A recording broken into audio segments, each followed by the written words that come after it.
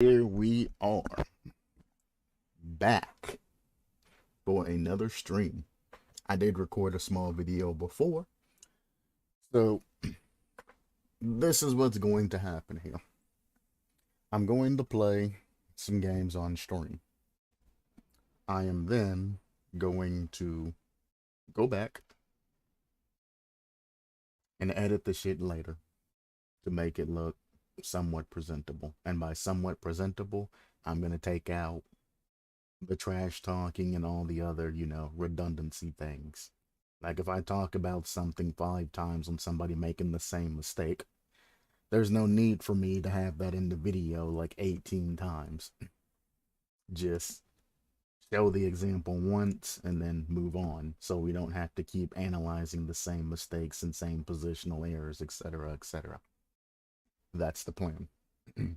I don't know how the frame rate's going to be, and I'm not entirely sure how everything's going to record. But we shall see.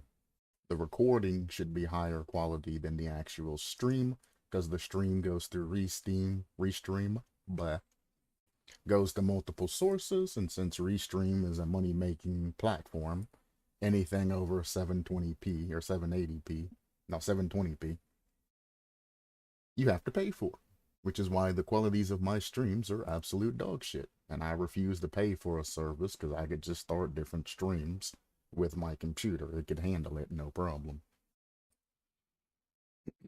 So there's that. My regular recording's set to 5099 by 844. We'll see how that looks. If it looks good, then I'll continue along with the plan. If it looks bad, then, I'll just have to re-record something else. That's not that big of an issue. Either way, morning, dude.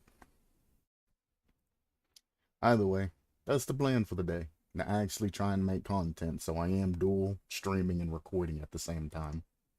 So if there is any lag or anything like that, I apologize. There's not much that I can actually do.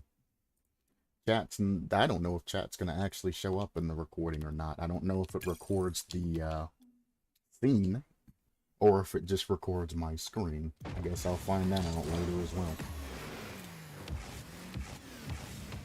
I've only used the recording feature like once.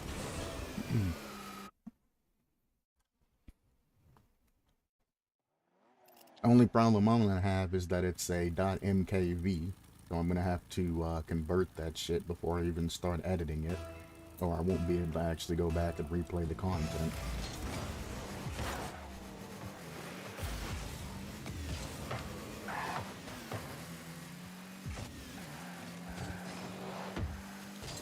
That's teammates. Teammate probably should have passed. Oh my lord, teammate, what the fuck? Oh my. These bumps. This accuracy. Okay. You should be following that, goalie. I'm already out there for you to pass to.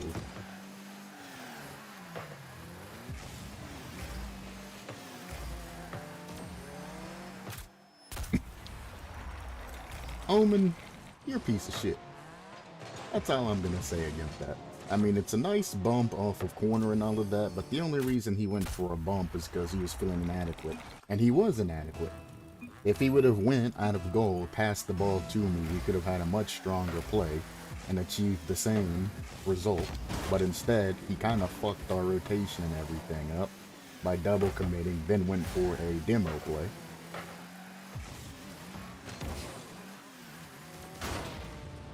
And now they're going to start demoing. Even though that was a very unnecessary demo. Now I'm here and can still make a play against you. Teammates, you gotta stop doing that.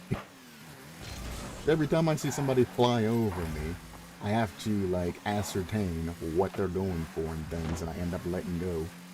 Used to not following through my play. Like, why are you following him right now? Why are you going down the side? You see the ball's being pressured towards our goal, and you're going down the side looking for big boost. Don't do that. That's him. This is a fucking mess. This guy's rotation up the wall, then jumps down, off and away from the goal. Just drive down and turn back in. Don't jump out into the midfield and then try to adjust yourself. That's not fast, and it's not efficient for your recovery skills.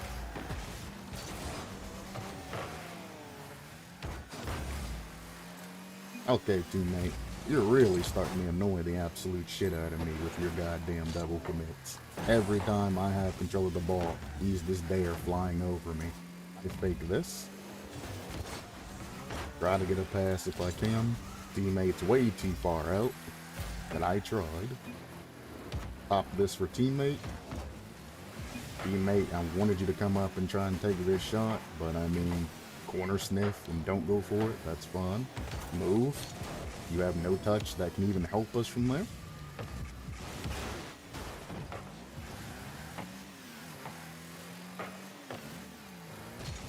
Here you go, teammate.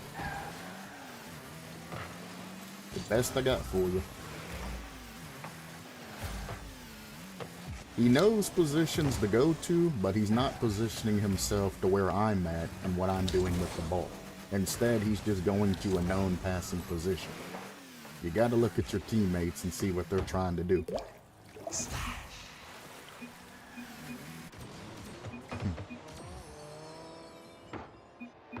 Every time, man. Every time. Every single time. All he had to do was just let me get the shit. Blast it back into our goal. It'd have been fine, you know, if he would have put it off the wall. But he put it directly on goal.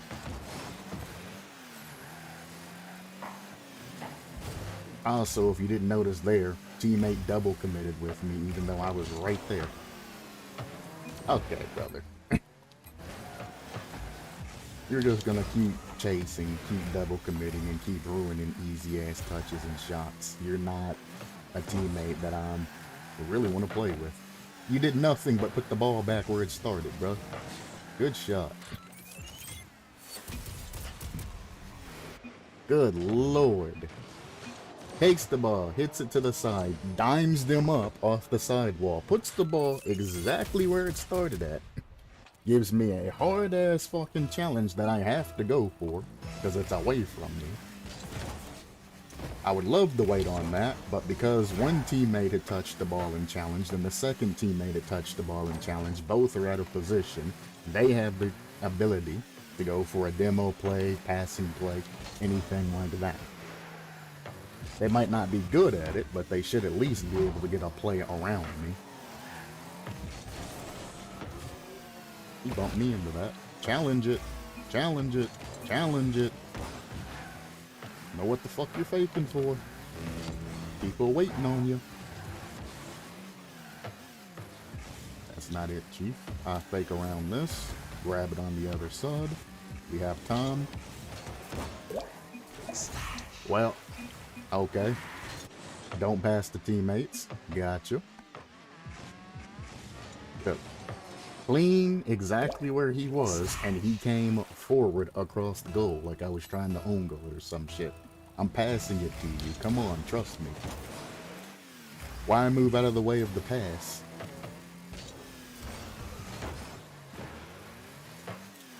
I can't pass to them. They don't pass to me. I can't use them as part of plays. I can't trust them to go up. I can't trust them to do anything. Only thing I can trust them is to go for everything and miss the shit.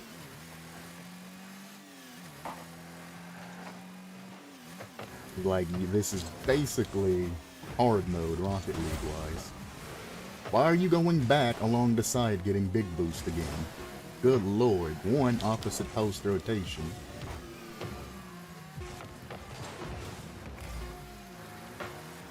My lord.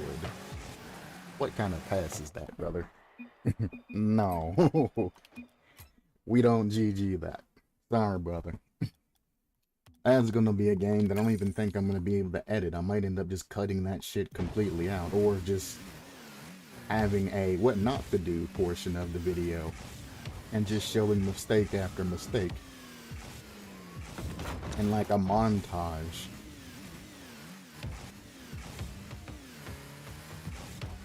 This is what I have to do if I want content, is just make it into like a meme or some shit.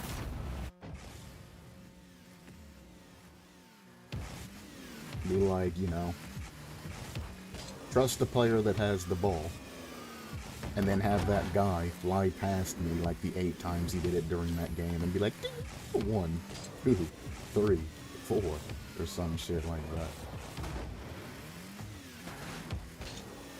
You throw in a meme of somebody who's like tired and sweating and shit from working all day. He's like crawling and shit. You know the memes. Throw in a meme like that.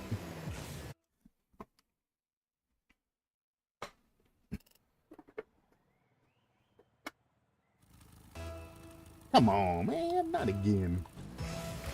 This game, if you don't put somebody on your block list, it always seems to give you the same bad teammates. Like, look at that shit. It's like, fuck it. I already know what the title of the video is going to be. The trash side of Rocket League. Nice. That's all yours. You turn back.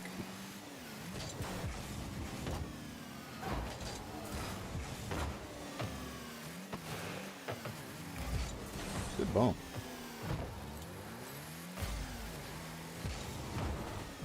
I was going to help him score that. As you can see, I don't really care what happens in this game. I'm not playing with Omen again and putting forth any effort. That dude, goddamn. This is just another loss. It's kind of wait till it gets to 3:30 and then we forfeit. I don't know how the fuck I faked that guy when I was nowhere near the ball. Wasn't even near that shit.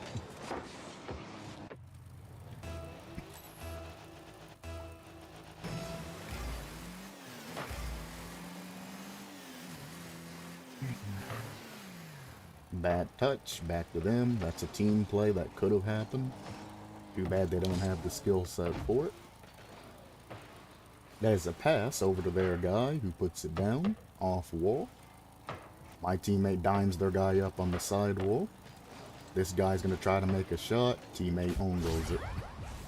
Beautiful. What a play. And no point in time did he need to touch that ball. It was gonna bounce off the wall and go right in front of me. Omen, good God, you're a bad omen. It don't make no sense how these guys can get on this game every day, play that bad, and still enjoy that shit. That's a double commit that didn't even need to happen. None of them were there to score that properly. Plus, I was back for that. You're both double committing in corner. Who's gonna score that, buddies?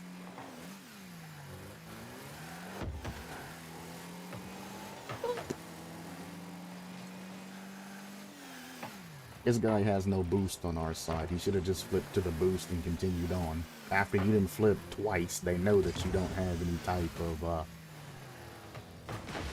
boost. They know. You've let them know that you didn't have any type of boost.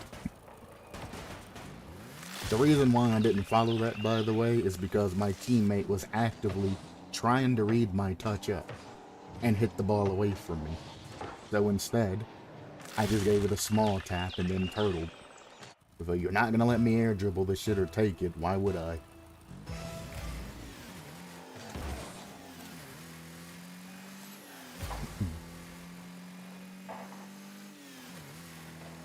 It's like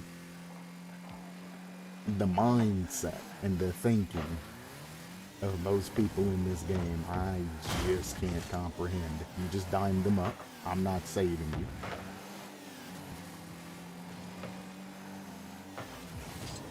Nice try.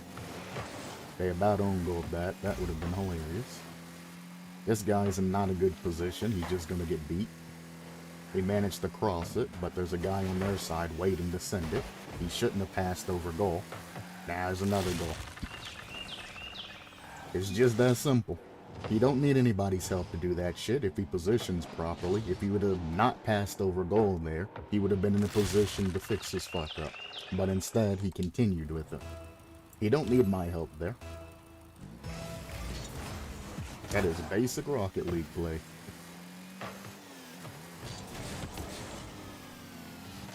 I hate 50 in the Phoenix. God damn. Get off of me, sir. So I said, I got 18 points. Just looking at this shit show. Like, who's gonna score that? Your pass didn't go to anybody. I guess it went to them. Teammate pre-jumped over my head. Oh, he's gone and out of the play. I gotta go for an individual play here. Couldn't quite get it. Oh well. I didn't have anybody to back me up and score that. It was in a very good position. Very bad mistouch from blue, but my guy just turned up and passed it back to them again. Touch it around, go to the ground, and control it. You got the space for it. Especially when you're by yourself and you're the last line of defense. 2 pre-jumps and a goal. And just like that. Shut up, Omen. I got points on the board. I've done, what, 2, 3 things this game? Already got more points than Popular and almost as much points as Omen, who's been ball chasing around this entire game. So it's not that hard. To just use brain just a little bit to get these pushes that we need. Take that. I can't get a good touch there. Close. I respect the attempt. That's a bad attempt because we're all in the fucking corner, brother. Who's gonna score it?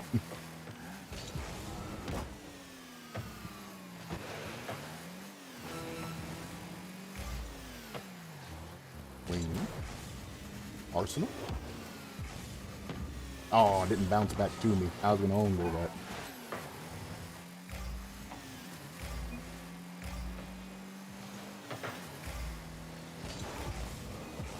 Just a couple more points. That adds 50 in, gets me at 208. Boink.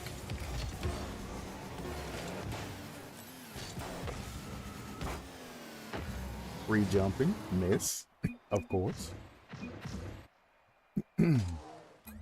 Oh boy. Now can I get a match that does not involve Omen? Please. That's all I ask. Is don't give me Omen or the other piece of shit teammate I had the game before. Give me fresh new people. We're giving me trash. They're just MMR sinks. They're put into the game to lower your MMR. That's it. I would like to have decent commentary instead of, well, he pre-jumped and missed again. Well, he cut me off. Well, there's a missed touch. Well, he's not taking his time. Well, he threw it away. They didn't even do anything that was really a positive note. Except for one thing. Alright. We got a Tony. Rigatoni. So we're probably getting a bot. That's fine. I actually prefer bots over most human players. Because, I mean, you see what happens.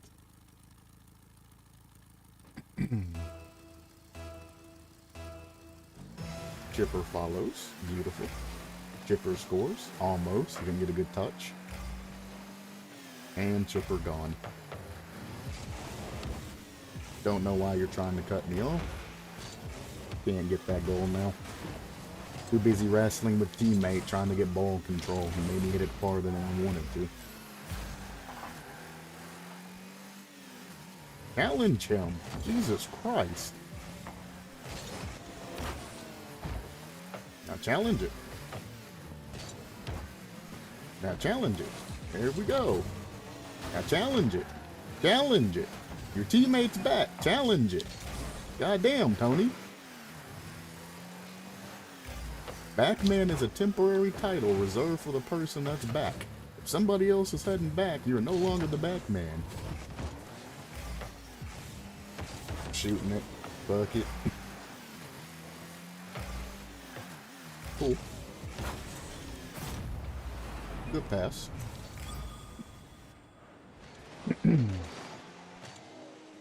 Now, he could have topped that top left corner. We got a little bit of light. He could have put that top left corner, but I'm glad he passed it to me and let me do it, since it would have been a very slow top left corner. Wouldn't have mattered at the end scheme. I think he would have gotten it anyway because of the rank, but still, that's a good decision.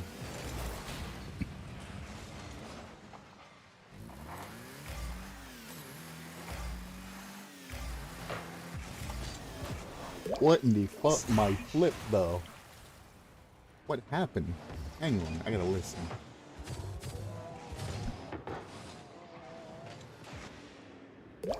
What happened to the flip portion of that? I got the double jump, but there's no flip. Why you no flip?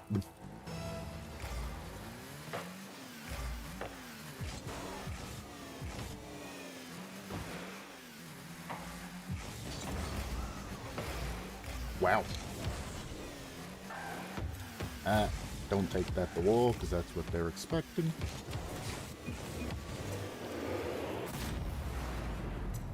Good bump. Good interference, I should say. He sees I'm going for an individual play by how I'm carrying it, so he aggresses the guy in the goal and makes him jump early. That's good coverage. And that's adjusting your position accordingly. I didn't immediately pass it, so he moved up and did what he could, because he knows he's free now.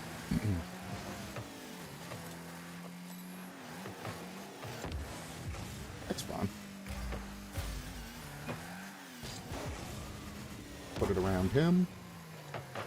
I see defending, and then he immediately jumps for the fucking ball. What? I heard beep. I looked, I seen defending, so I went. And the next thing you know, he's flying. I'm so confused. Maybe he said that in the past. I'm just crazy when I heard the beep. Nice shot. There you go. He got in where he fed in. He should have been up sooner to get to that ball, but he did the right thing in coming up. I was just going across because I seen that nobody was there, so I was just going to go ahead and shoot it. But that was his to go for. Again, he would want to be up faster, because again, there's no danger of it being shot into our net, so he should have already been up there. But I'm glad he did what he did. That's not him taking the ball from me, that's him making the play that he should have made. Don't pinch it off for a thank you. That would have been so fucked up.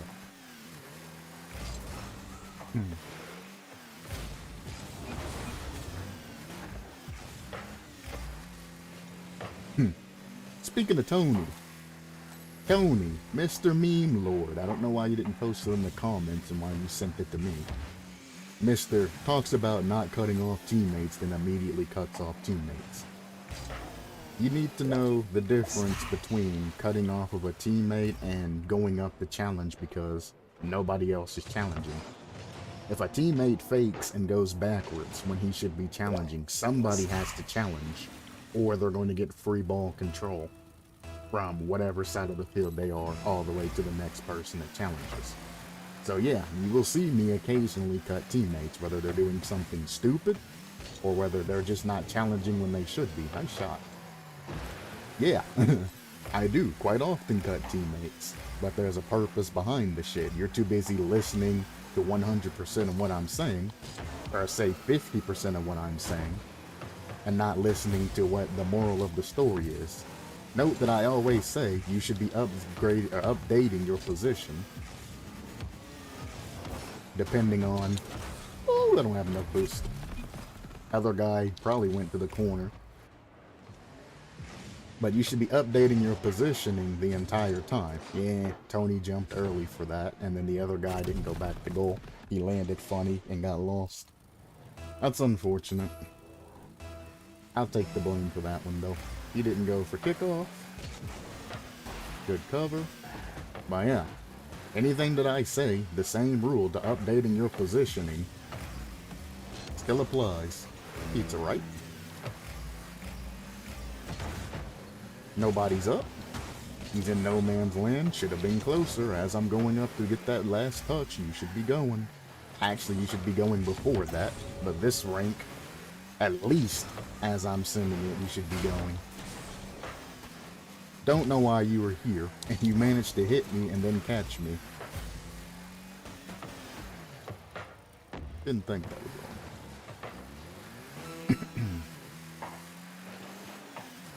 wrong. I'll wait for him to touch it. I'm the back man, so I have to stall this. There's no plays that can be made. Wipe that off of him. Tony's over there. He should be able to... Well, our other teammate should have pushed forward there. I was still back man position. Really? And now you want to go and jump over me. What a fucking waste. What an absolute waste. He throws it. Nobody decided to stay up. Again, it's the end of the fucking match. And the time is running down. And we have our teammates not going for kickoffs now. Good lord. This rank is a shit show. I actually think I might switch streaming accounts sometime in the near future. And just go to the other account. This is, nah. Nah. You ain't gets no GG from me. Some things were good, most things were bad. And you know the excuse you get for terrible plays? Well, we're 3 goals up, why not all of us go for it? I'm like, that makes no sense. We're 3 goals up, chill out. You want to go for a flip reset play or something, by all means, but the double commits and the sloppy play, you don't want to do. Once you start getting sloppy and they find that line that they can pull on to get points back, they're going to. Hoping he was going to demo me, but he didn't. It was smart. I don't know why he demoed him. The ball's not even in danger of going in the...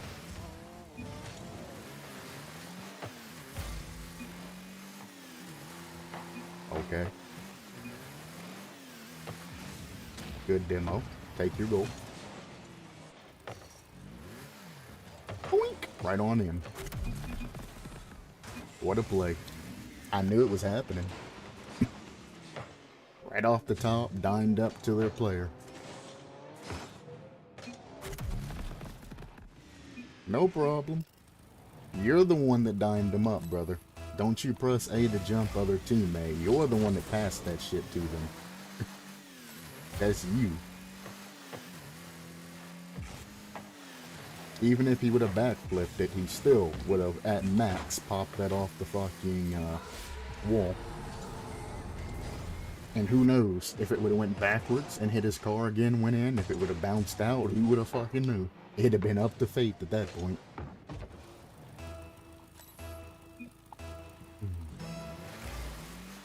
Press A to jump, he says. Boy, you better not make any goddamn mistakes, is all I gotta say, Mr. Jackson.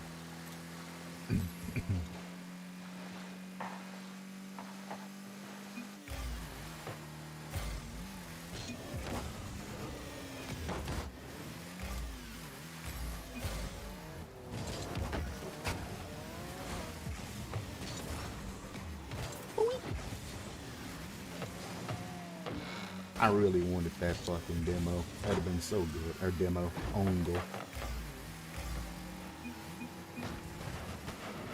No, I wanted to join the wrong one. How dare you break it? That's a pass to them.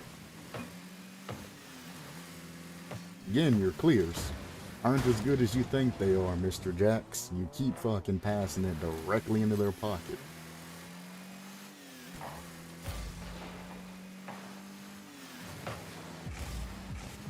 I'll pop it off the wall and go for a second touch. Close. Don't know what Jackson's doing. Okay, you just passed it to another guy. Ah, miss.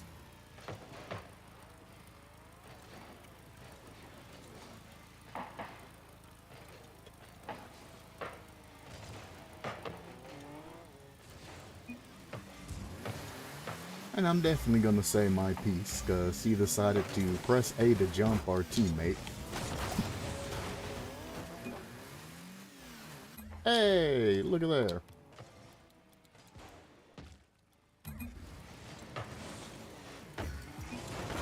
Happened.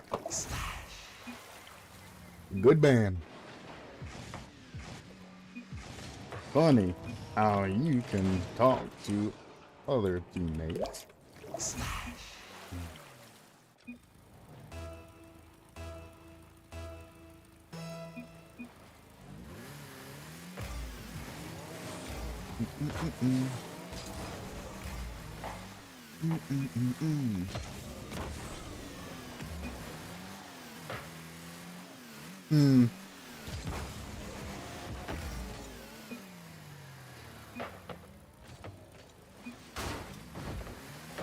Oh.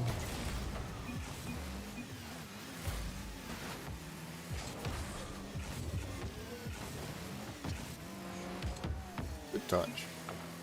Oh, the side flip. Okay.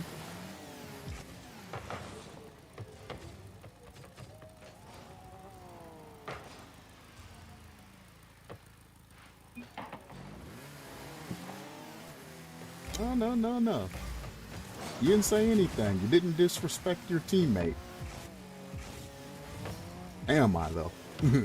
Am I, Diamond?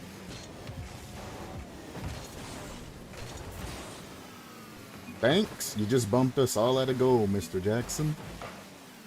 Please move the fuck out of the way.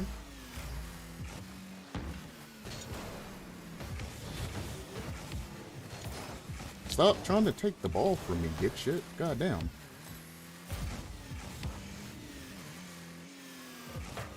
Good block.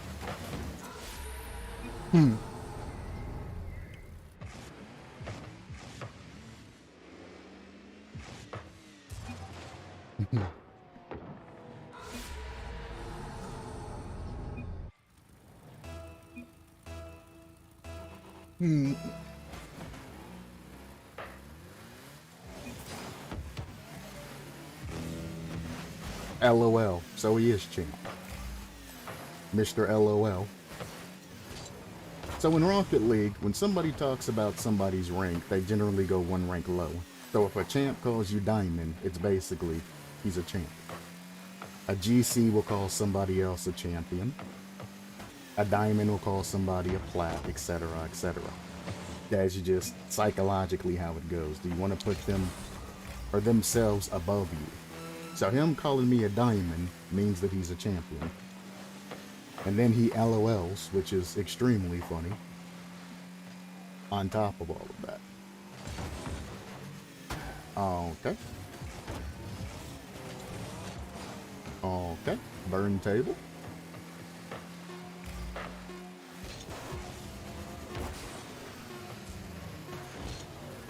You alright, brother?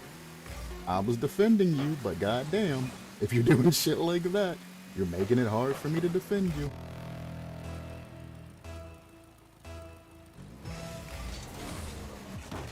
Good win. I pushed it into him, but still a good win.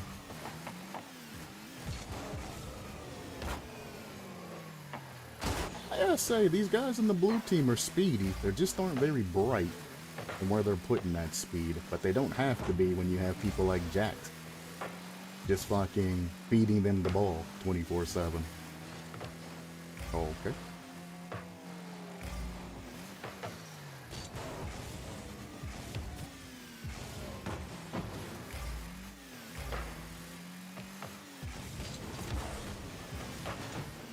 How am I supposed to score that, brother?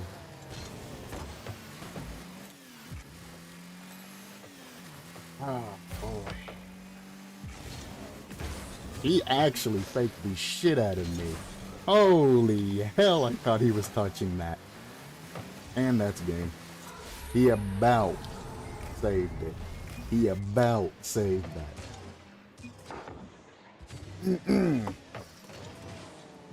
No problem.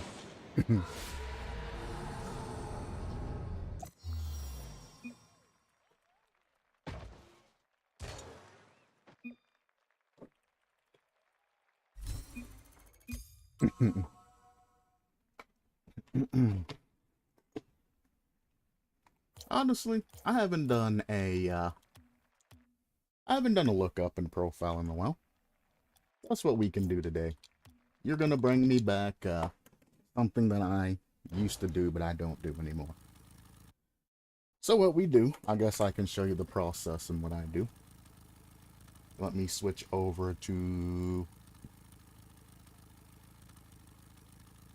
desktop recording. There we go. So what I do is you press Shift Tab in Steam. Well, first you go over to their profile. You click on their name, you click View Profile. That'll take you to the Shift Tab Steam Overlay. This right here next to their ID, you just copy that. That's their Steam ID.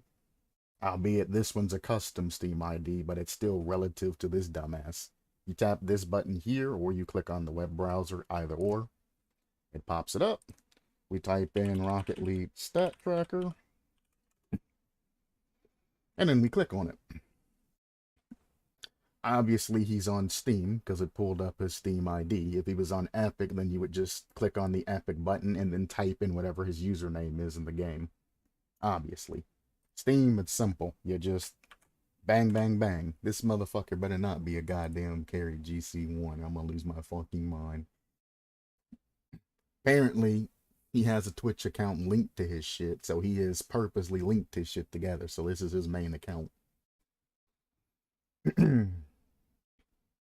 Reward level diamond. It's still beginning of the season, so whatever.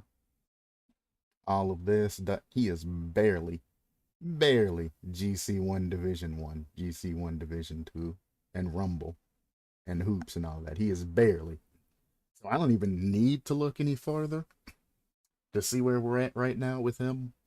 But I'm going to go back. Let's start from Season 1 and just see his progression. Make sure everything's still good. Cool, cool, and cool. So back in Season 1, he was basically Diamond 2 all around. And barely, but Diamond 2 all around. We go to Season 2.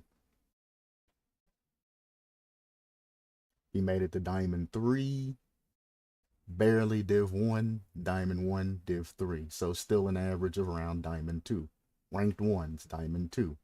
I can tell you one thing for certain.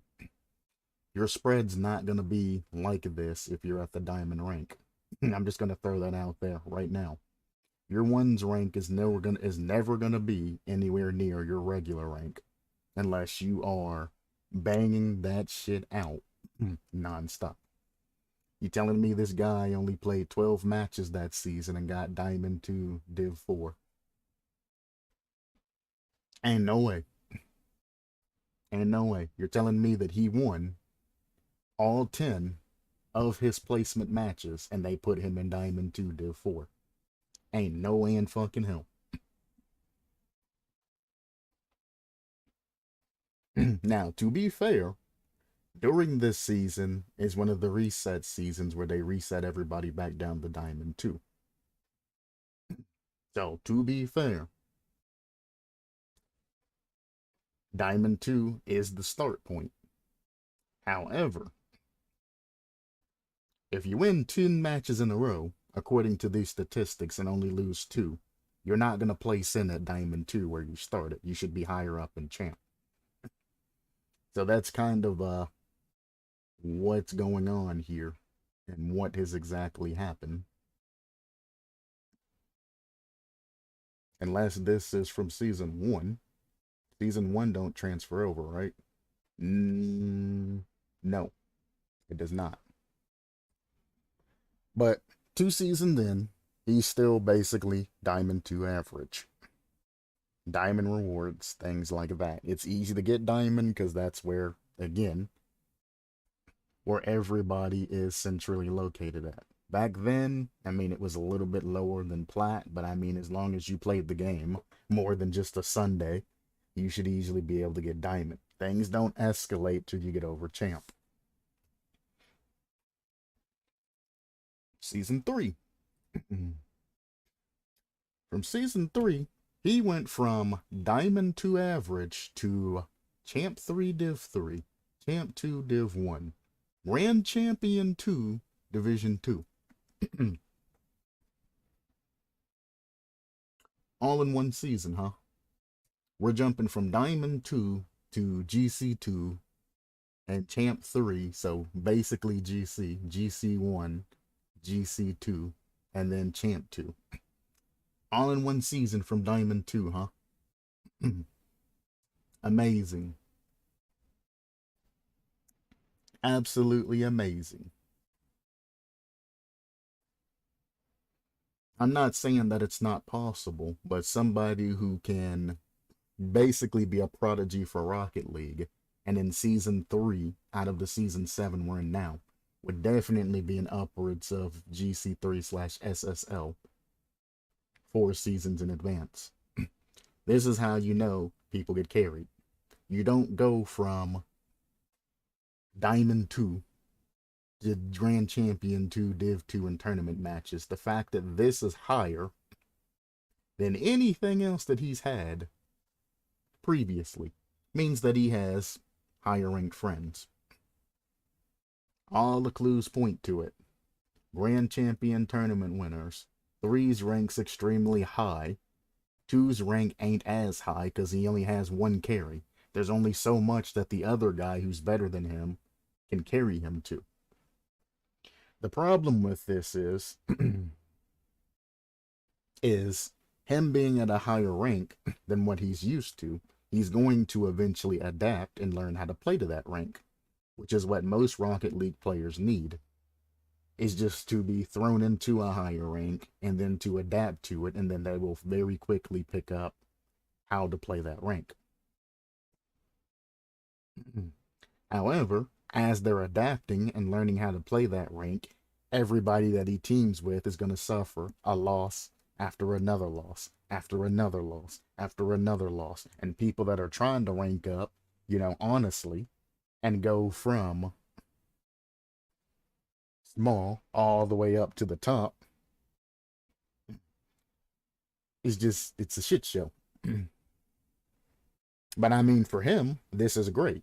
Him being put up in champ, he's gonna, again, end up, really speeding up to the champion level. Unfortunately, you cannot be carried past GC this way.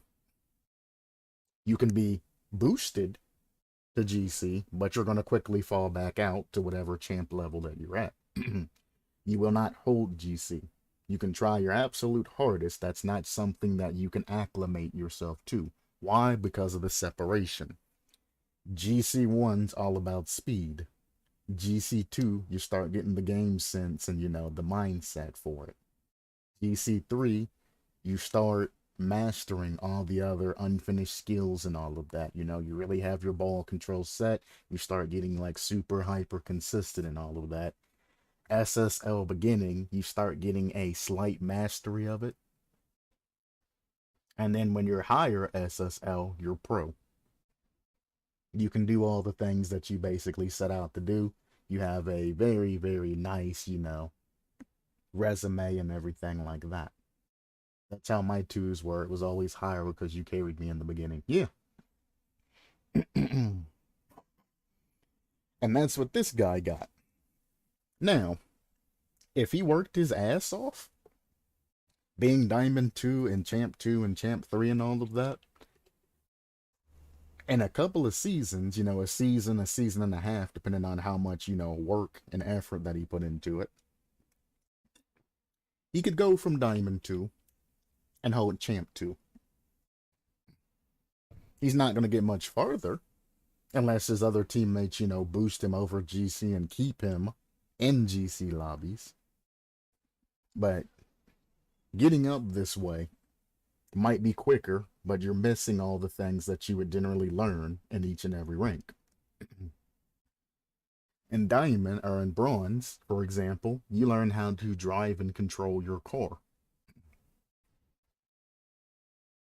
That's basically it. And silver, you learn how to flip and, do a little bit of, jump plays, things like that. Gold, you're learning your aerials and all of that. Platinum, you're learning your mechanics and all of that. If you skip from gold to, let's say, diamond, where dribbling, the not peak of mechanics, but where you should really start expanding your repertoire in mechanics and learning new things, having mastered dribbling and all the other base, Rocket League fundamentals. Well, I didn't say mastered, but you should have a good handle on the fundamentals. If you skip platinum and you go straight to diamond, you skip the mechanical phase, and you're right into, trying to have basically start to, get a great hold on the fundamentals of Rocket League. But if you don't have any mechanics or anything that you're supposed to have learned and been introduced to in Plat, you've lost that. Him getting past one Diamond Purgatory, for one, that he never had to go through, so he probably doesn't know the struggle. If you ask him about ranking up, he's the type of guy that says, oh, ranking up's easy. Just keep playing and you'll get there. Like, no, you were carried past Diamond 3 Purgatory. Everybody else had to go through it. Diamond 3 Purgatory, you have to win like 4 or 5 games in a row to get out of that and finally get the champ 1. That's when everybody's frustrated at and people just lose themselves. It is basically the metal of man. You gotta, it tests that.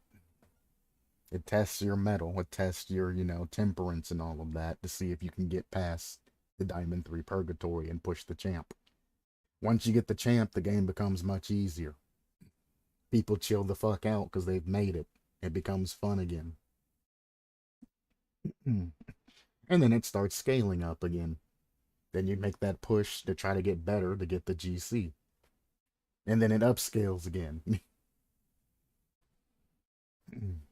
This guy did not go from no Diamond 1, Diamond 2, all the way to Champ 3 in one season. Carried. Easy. We'll go to Season 4. Then he went from that and baseline, GC1 and everything. GC1 and threes, GC1 and hoops, GC1 and rumble, GC1 and drop shot, GC1 and snowy day, which he's never played any of these before, except for rumble. His tournament matches dropped from GC2 all the way down to Champion 3. His 2s ranks Champion 3 Div 3. His 1s ranks Champ 1 Division 1.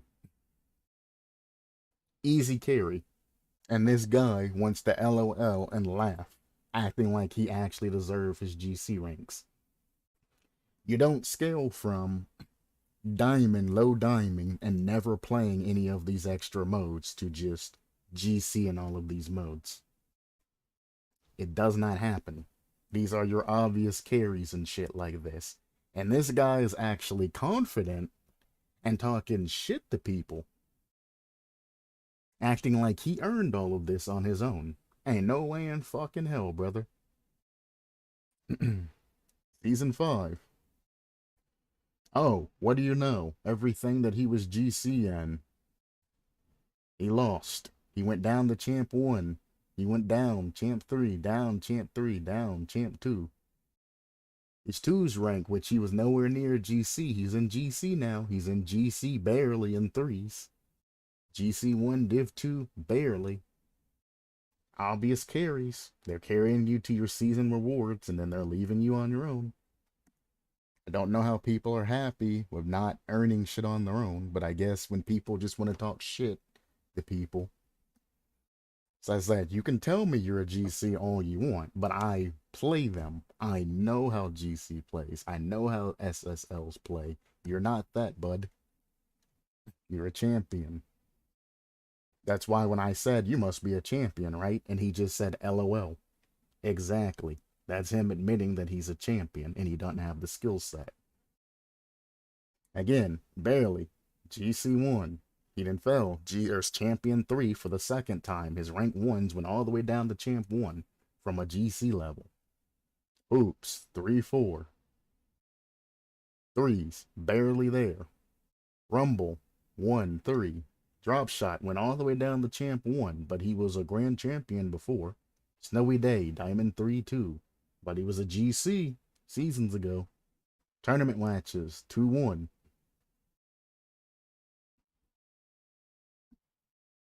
I'm just going to throw that out there. Anytime that his tournament matches are up in the high GCs, everything that requires 3 people to play with is always higher. 3-man mode, 3-man mode, 3-man mode, all GC. All the rest that aren't a 3-man mode, non-GC. Then when his tournament matches drop for that one season, none of his modes that involve 3-man were high. Then we go to season 7, where he's being boosted again. 1-2, Bailey 1-1. I mean, it's kind of ridiculous how he can run his mouth and talk about all of this shit when he's not anywhere over champ. And it struck home when I said that he was champ.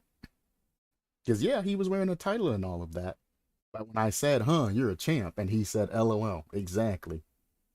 I dare him to say something about, look at my title. I dared him to say, are you stupid? Look at my title. I'm obviously GC. As I said, I would have dared him to reply back like that. I would have fucking reamed his asshole out. He would have been done right then and there.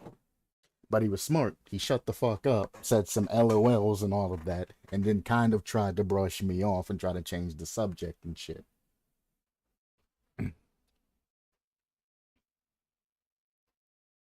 It's like, I don't know. It's just sad how people can carry trash to another level, especially overconfident trash that wants to talk down the people and shit like that. It's fucking sad. And another thing that you're going to see when it comes to GC title players is that their matches are going to be a lot higher. Because most people that are actually GC don't play casual matches. They don't really have the time for that shit. If they do play casual matches, they play it on a Smurf account. Also, 1682. But they generally play that on a Smurf account.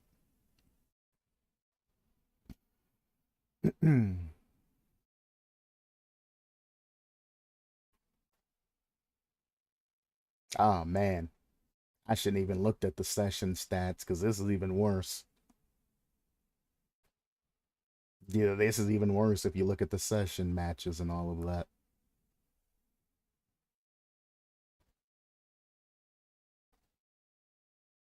Oof.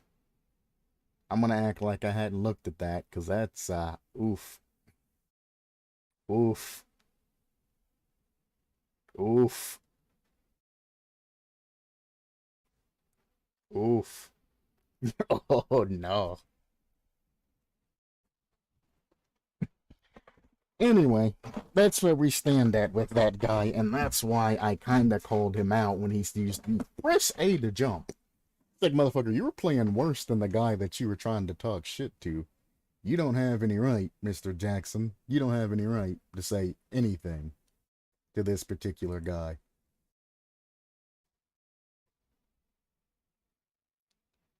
This guy is a monster. We have the same last name, LOL. Nice hat, though. Yo, for real, though, good game. Alpha hat is sick.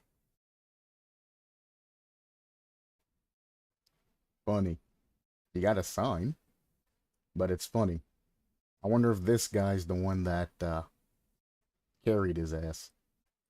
He left his shit unlocked, so he's dumb. So I'm definitely going to fucking write a comment.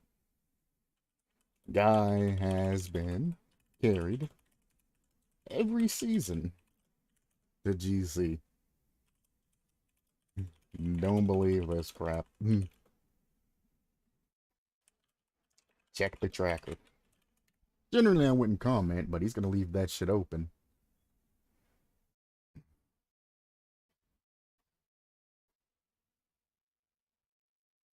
I'm definitely going to take advantage of it. I haven't done one of those in a while, but it just kind of rubs me the wrong way how somebody can get fucking cocky about some shit that they haven't even earned on their own. Switch back to the regular scene. I don't know if I'll put that in the actual video. I might. Depends on what my mood is. Just kind of a don't be like this guy talking shit to players where, you know, you typically didn't even do anything to deserve the rank that you were in originally. I fucked up the flip reset.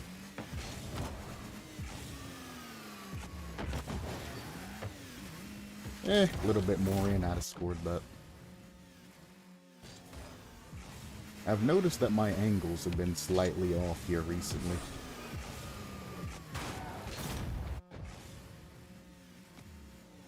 It's like ever so slightly off. I've also noticed that the pillow that I generally sit on is basically flat now, so those couple of inches that I've been lowered could be why.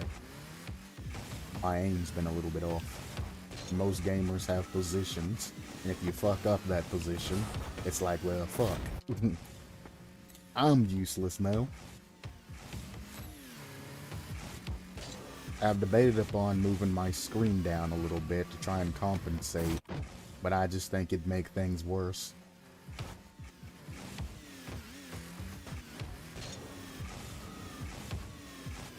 Oh, and that's the reason why anytime I see a GC that has a title on saying that they are GC, that is why I always kind of just scoff and kind of laugh, because most people that wear a title to justify their rank don't belong in that rank. You shouldn't have to wear a GC title to feel like a GC. You should play like a GC. So even without the title on, people could be like, damn, this guy must be a GC or an SSL or some shit. He's fucking good. Not, man, this guy is fucking absolute fucking shit. I don't understand how he made it to GC. He definitely don't belong in that shit, and all you just get is just negative connotations. I respect the Dunk Master title, because I ain't good at that shit. As with the Snowy Day, I don't understand how people fucking get good at that shit. It's beyond me sometimes. He's got me. Not a good touch, though.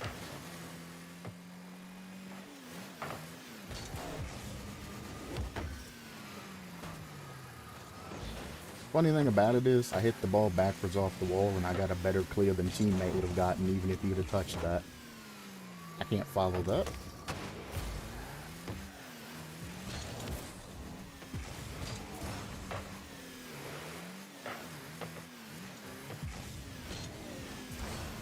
I was going to go low. I don't think I would have touched it, because I originally was going to go high, then I seen that guy pre-jump and I was like, I got to transfer the low. He can't score that. Oh, maybe he can. Especially if I sit there and don't pick that shit up. I mean, I was right. He can't score it. But if I let him score it, that's a different thing.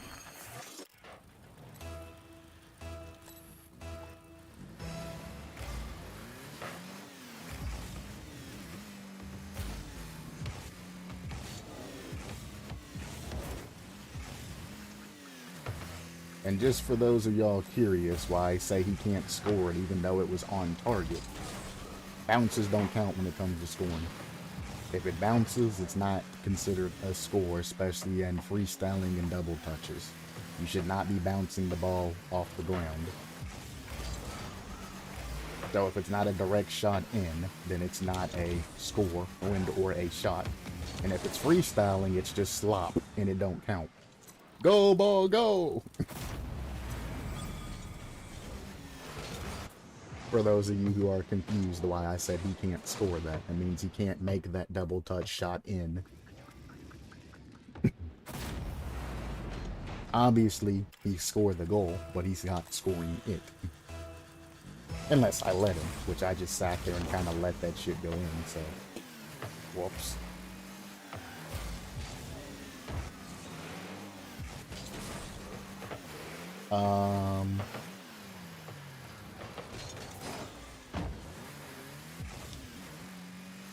He was smart passing that to the side. I'll pop it over him. It's awkward.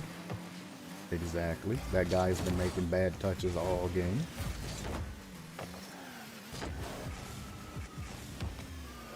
Sweet. Thanks, buddy. Thanks for fucking jumping out of goal and leaving goal open to fucking go for some shit that it was literally still in front of me. Oh, Lord. And he just fucked up his teammate's touch.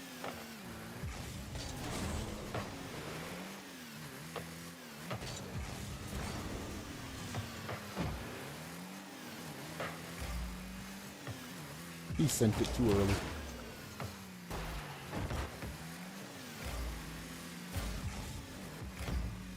He can't, yeah.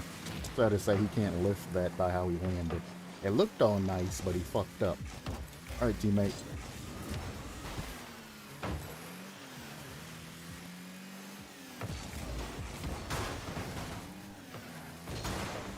Goodbye. I don't know why he jumped for that. I had a better line than he did, and I didn't even jump for it. Stop that.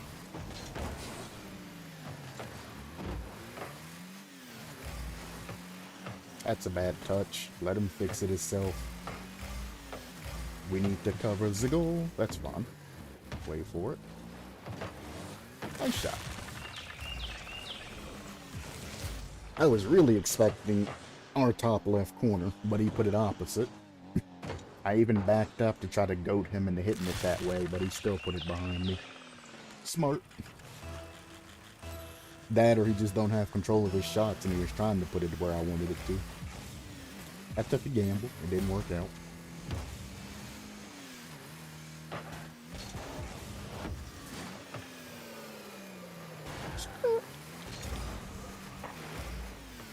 He shoots those. And we can do something with that.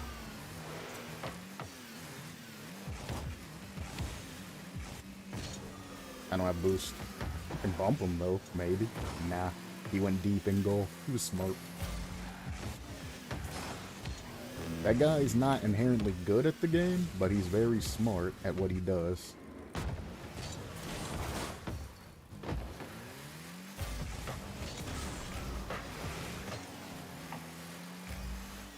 I mean, I gotta jump for it. And there's no point in jumping for it, honestly, because nobody was up, but, you know.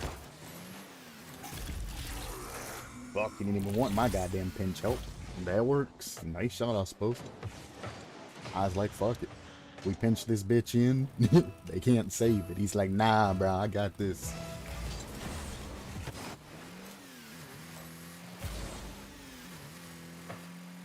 Their guy don't have boost in the back. We can actually get a very good play over him. There we go. Not quite. I tried. Good follow. So because that guy did what he did and came all the way for that boost that I took instead of, you know, defending, that was an easy play turnaround. I had the plan planned out before I even touched the ball because I knew he didn't have boost. Oh yeah, oh yeah, oh yeah.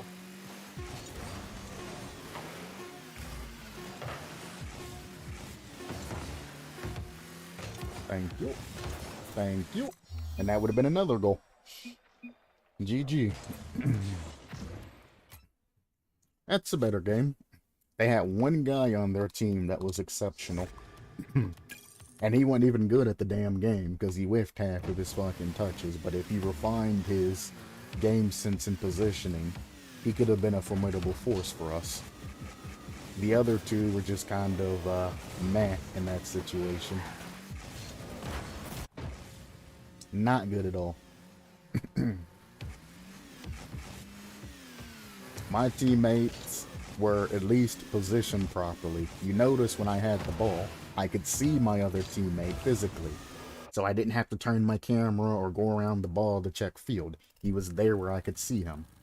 So when I went up for a play, I could easily get it to him because he's in a position that's easy for me to pass. And adapting his positioning, making these easy plays. I see that they're all on me. I pass it to him. He has a clean shot, and then we go from there. He didn't have to score it. He just needed to, you know, put it there for us to follow. Oh, I thought you were turning for the pass. Close. I need to get behind. That works. Don't take that to wall. Exactly. He was waiting on it. Block him. Just get a touch. There we go. Put it... Ah, I can't put it in front of him. Fucking controller accidentally hit my arrow left, and it cut off my turn. I need to get that off with his stick and put it somewhere else, because that's, Ooh. He actually touched that.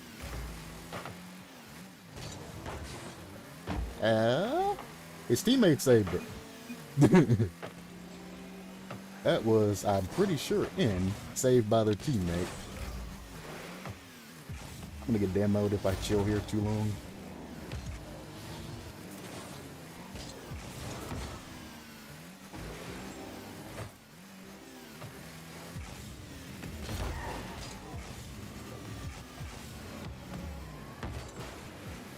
I mean, I seen you there, teammate, but you didn't have a shot on goal after it passed.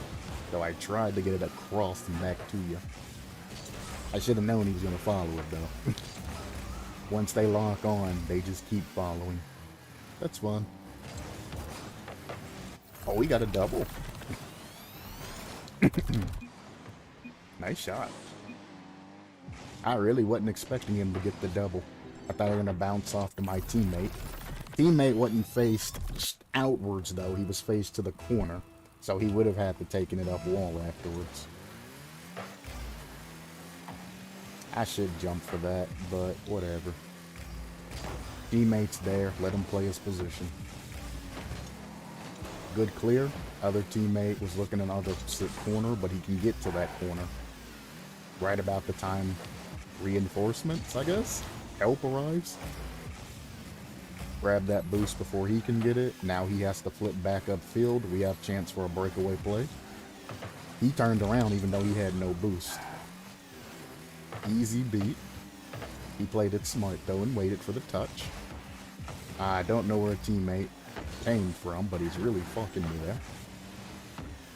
I did not do good after getting bumped. Even if it's just a small bump or a glancing blow. That shit fucks me all up. Probably because I have to adjust all the plans that I've made when it happens.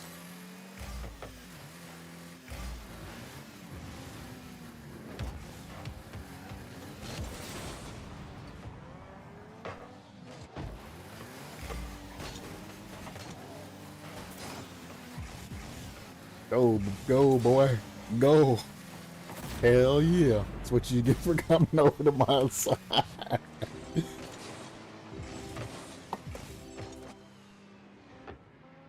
Huggies.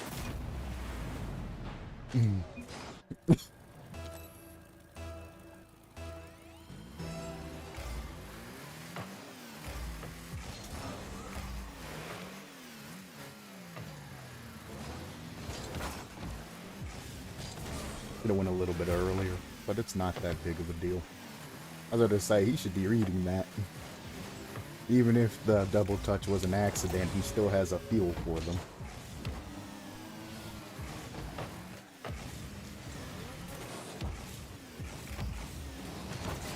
Gotcha. And I got his boost. I'm bad! I mean, it's fine, but I'm bad. No problem, we just send it back. Okay.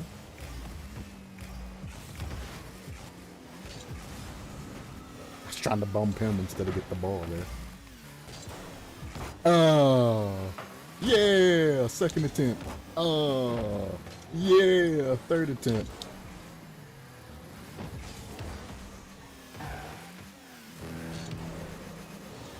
I tried. I didn't have any boost, man. I should have wave dashed that. That was a scary thing. I thought they were going to double commit that. Call me boost so they know, hey, ball might come back to goal.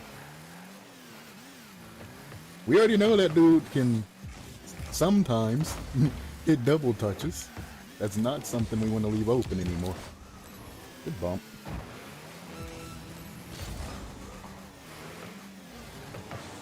Good save.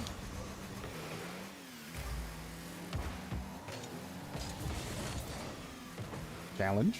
Anybody? Anybody. He's not playing. That's good.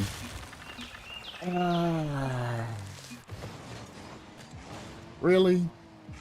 Has he not been playing this entire time? Because you can't say it's ping. Your shit's only at like 148 and 76. I play with lag all the time. I don't just sit there. I don't know. There are some people that intentionally make themselves lag just to have an excuse. Ah, that was open. I seen the play and I missed. Can you catch it? You need one more? There you go. Oh, he turned back. Oh, okay.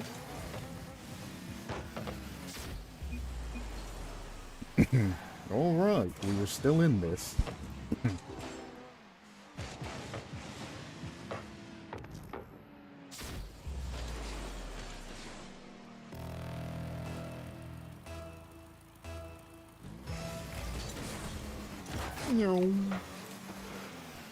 Nope.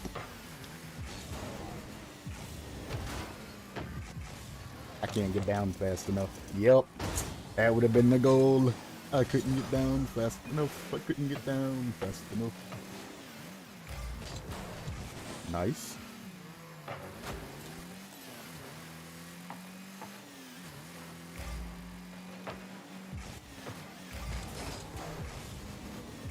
Pop that over him.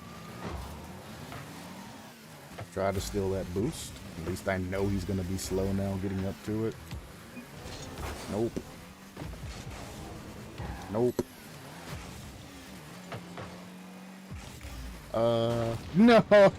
I knew I should have pre-jumped that. I couldn't read it because I thought it was going to go into the armpit, but it didn't.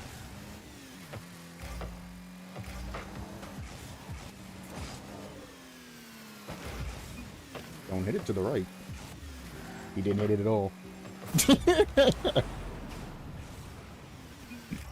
He had two no-no positions, hitting it forward and hitting it to the right. If he would have done either, he would have gotten scored.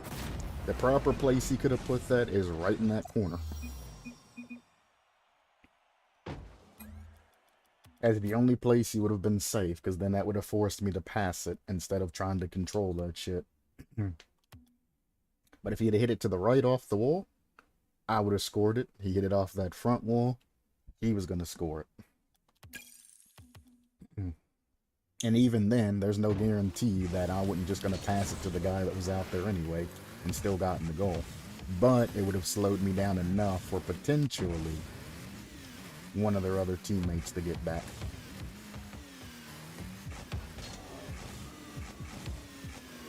Boop, boop.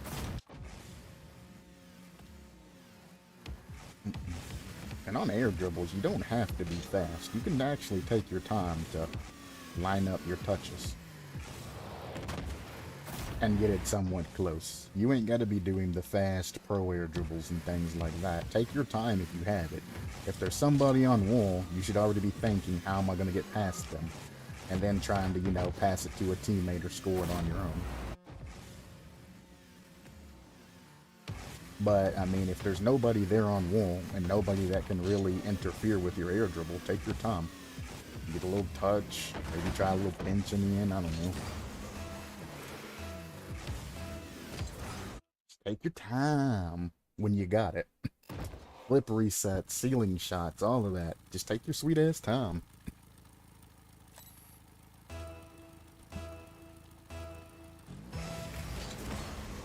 Also, I haven't been satisfied with this content. I mean, it's easy to say, oh, easy comeback game, or some dumb shit like that. But I'm not satisfied with the content. It's just another video like somebody else puts out, you know? Good follow. Okay. He's not going to challenge.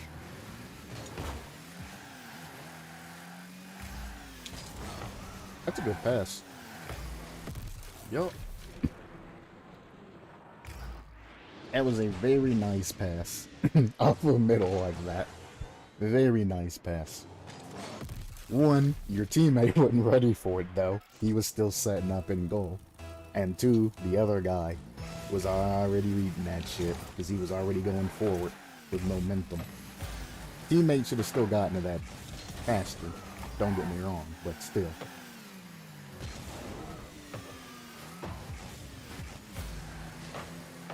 One more. Try.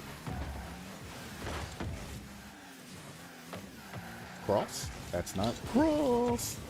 You guys are killing me with your passes.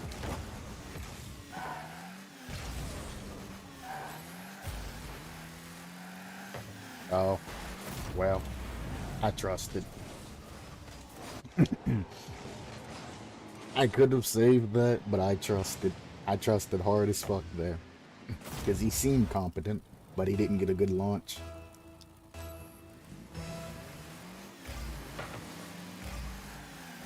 No. I love how this this rank goes fast and not accurate at all. As soon as he made this mistouch off the wall, my teammate should have easily been able to get that. But he's trying to play speedy too, when the other guy literally faked down, got boost, and wasn't even pressuring the ball there. There was no pressure. He didn't have to go and do all of that crazy shit. Like that. That's a mistouch to the side that they're doing. We should have control of that ball. That's why I do it.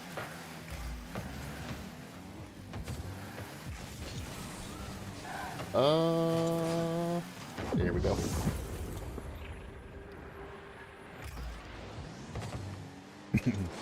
See, that's the plays that we should be doing, but I mean more accurately on goal. When I make them make the mistouches off the walls, they should be pushing up and just scoring those. The only thing I'm supposed to do in that situation is challenge. I'm not supposed to actually touch the ball. I'm just supposed to challenge and make them basically throw that shit away. Unless I see an opportunity to make a play, like if another teammate's in front of me, and I see that I can challenge it and get it to them, then I should try and make a play off of it. That's just a pass to him. But I shouldn't be trying to directly challenge unless I'm confident that I can actually make a play off of it and score the goal. He was smart not to challenge that, because I was sure ready to dunk his ass too. Nice drop. He doesn't stay to challenge me again, so I have free pass. I'm going straight middle because I know I can get away with it, because I know the positions of everybody else on the map. I know I'm not going to bump into a teammate, and I know I'm not going to be having to deal with a save. So I just grab whatever boost I can coming back. Oh, okay.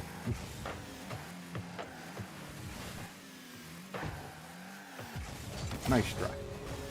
Alright, teammate. I was gonna say I need your help, but apparently you're gonna come back and take my boost. Because I was gonna pass it to him, then grab boost, then support his play, but instead, he said fuck my play, then stole my boost. There we go. Again, with mistouches off the wall like that, we need to be capitalizing. As soon as he did that shit, they were fucking done. We should be making plays. What you want to look for is a break in their rotation and positioning and shit. Look for people that are out of position, and then make something to take advantage of that shit. Ah, I didn't go around that all the way like I wanted to.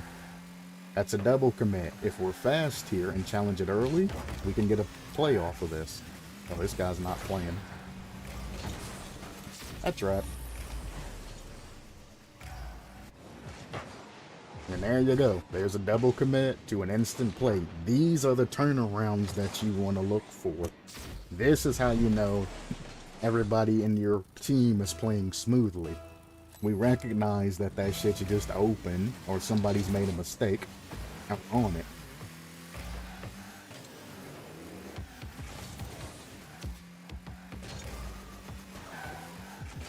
I did that little hop so I could see if he was challenging or not, if you're interested, because I couldn't see him anymore.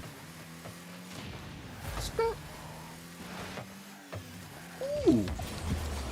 I did not think that was in, but I did not think it was that close. That's fine. He'll take it up wall. He can't catch it. So I was going to say, the only thing he could do is really push it out to the other side. I'm not playing the position of the other side. Other teammate would have had to come up, which he should have been technically, but that's fine. Sometimes it's risk versus reward, and you don't want to take that risk. I keep passing it to that one guy, because I'm not checking that side of the field before I pass it. That's a missed touch. We have ball control now. One guy's in our corner still in boost. If we're fast, we can make a good play here. Or if we both miss the fucking ball, we can get scored on. That's fine. Nice shot. I definitely should have challenged that earlier, especially after that diming up. I thought I had more time before he could get there, though. A little bit more time, but I mean, these guys have been over-aggressive all game. So I guess I should have, you know, assumed like that. I could assume that he's going to immediately cheat that up and go. Teammate did not turn backwards towards goal, he turned out. He could have picked that up as a save after it went over my head as well. That we're not playing good anymore. Dump him out of the way, that's free ball control. Even bumped him off with a boost. Teammate lost it though. That's in. Again, he put it in the one position that I literally could not get to. That's smart.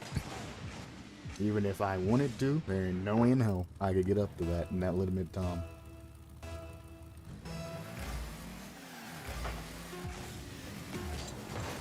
And this team is just falling apart. Like, nobody's even trying really anymore. I've been trying to bump them out of the way and give them lines and shit, but they're not really taking the lines. I'm at a boost. This is sad. That would have possibly have made it in time, because I would have picked that boost up too as I would have landed on the ground.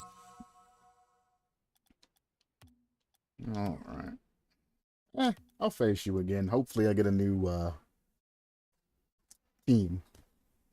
Just to show you the difference. Well, now Skull's over here. Never mind. I was going to say to show you the difference of just how different teammates can do in a particular situation. One team that seems amazing, that completely crushes you, can easily be, you know, 8-0'd with just the correct team. How do we miss that twice, though? Not once, but twice. They deserve the goal after that. How in the fuck? That shit was as open could be on that side. And he just drove straight into it. He could have taken his time and dribbled that bitch in at that point, because nobody would have expected it. And still managed to just hit that shit straight. I'll hit it crossed. I know how aggressive these boys are, so I don't want to clear it just straight out to the center.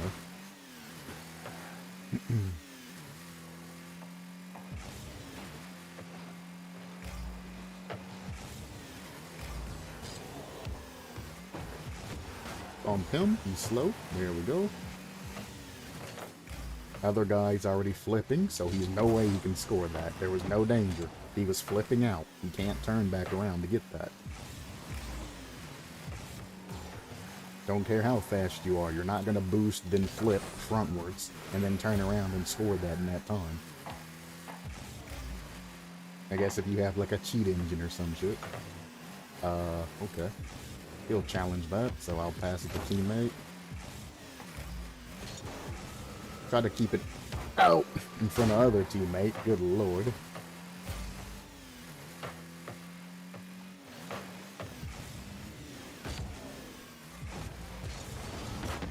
Nice. You know how they play. I need your boost, buddy. Yeah, something tells me our other teammate wasn't gonna play that right. That's right. If he hadn't jumped, I'd have saved that. But the fact that he jumped slowed me down. Skull should have went opposite post rotation, or tried to at least shadow it better, instead of jumping. When he jumped, I was like, alright, I'm gonna stop, just in case he touches it so I can cover it. But him jumping and then missing slowed me down to where I stopped going for that. And that split moment that I stopped going for that particular shot cost us that goal.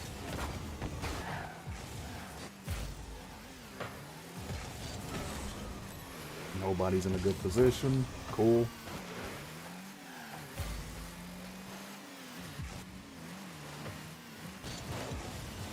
Good pass. I seen both of them going. I'm at the fuck it moment now. Oh, he left. That means that we lose no MMR. Cool. Kinda had that going, mister.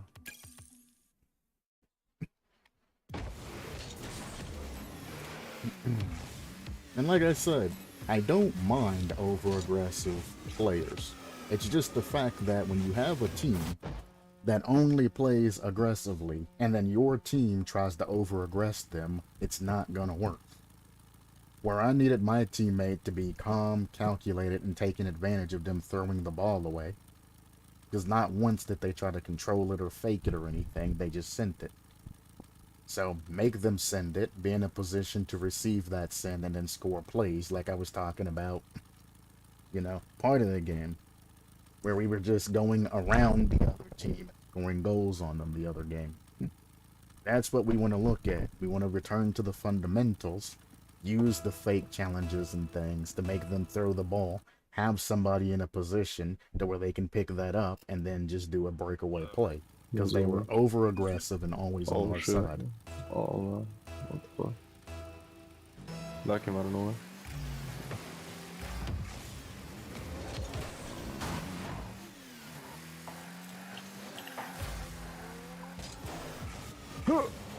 Just kidding. You're a god. I doubled you. Oh, I'm a fucking hell yeah. Not gonna lie, I was trying to score that. Oh.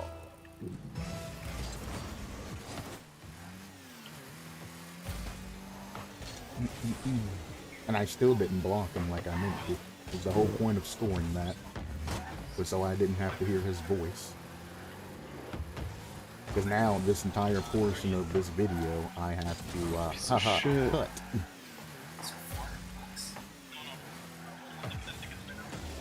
Take that. Don't know why you're up wall, but fine. Okay, and now he's panicking. Good pinch. He didn't pass it to me, that's a shame. He just sends it. Okay. And his teammate blocks it. Teammate don't have control. I don't know why you're going up early. Exactly. Now you don't have control. Fuck me, man. Can you get off my dick? Fucking bumping the shit. Oh, hey. The Swift Ida? Well, you just gotta know. I have no idea.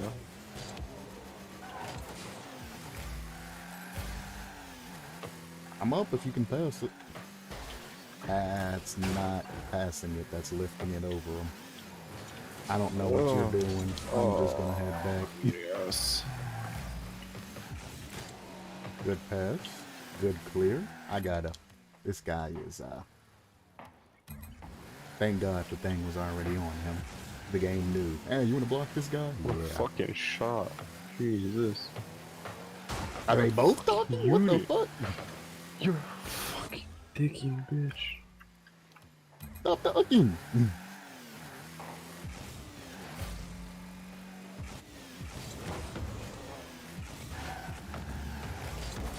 I can get high enough. Thanks for the bump, dude. You're the real G.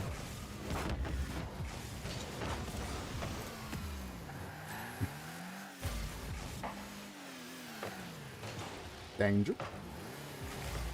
Good pass.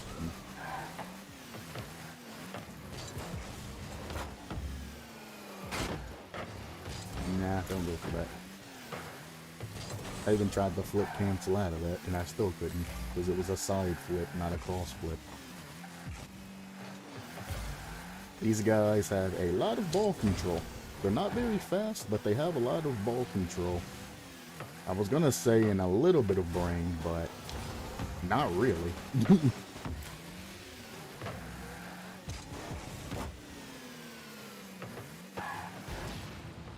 But I mean, my team can't get a clear to save our fucking lives right now. Huh. Huh.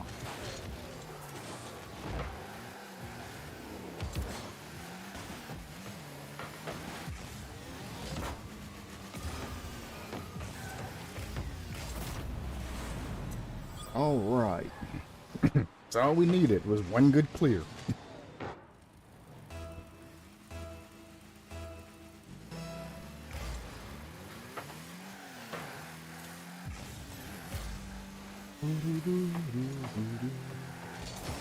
Good fake.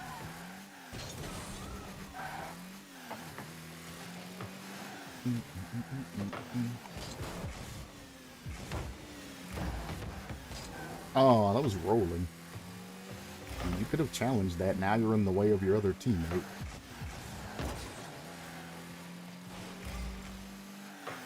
I should stop going up. I know they can't clear. What the fuck? I'm just wasting my time. Fake that. Pop it over him. It's slow, but teammate came up way too fucking far out of goal. You're leaving goal open, brother. Look how far we are from goal, and you're challenging. We already know you can't clear. What the fuck? Stop trying to clear. Just fucking play the position. We gotta go after positioning instead of clears. And ball, you know, control. Not gonna happen. You guys are terrible at it. Cool. What am I supposed to do with that? See, they gave me a better pass than you did. The other team. Like, come on, man. Let your teammate that's up redirect that shit towards goal. Now he has to make some dumbass shot.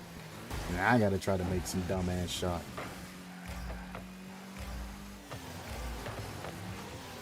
I should pre-jump this, but I'm gonna see what he's going to do here. Nothing. Cool. Alright. Pop it down. Never mind. They're both over on the... How are you both over on the left side? No. How are they both over on the left side? What in the actual fuck was that ending? I'm like, I'm gonna pass it back down to whoever's in goal. They're both over on the left fucking wall. Making out with that bitch. What happened? Did that one guy bump you both over to that? Like, what? I want to know what happened there. They fighting for the same boost? When there was boost pads available? Like, what?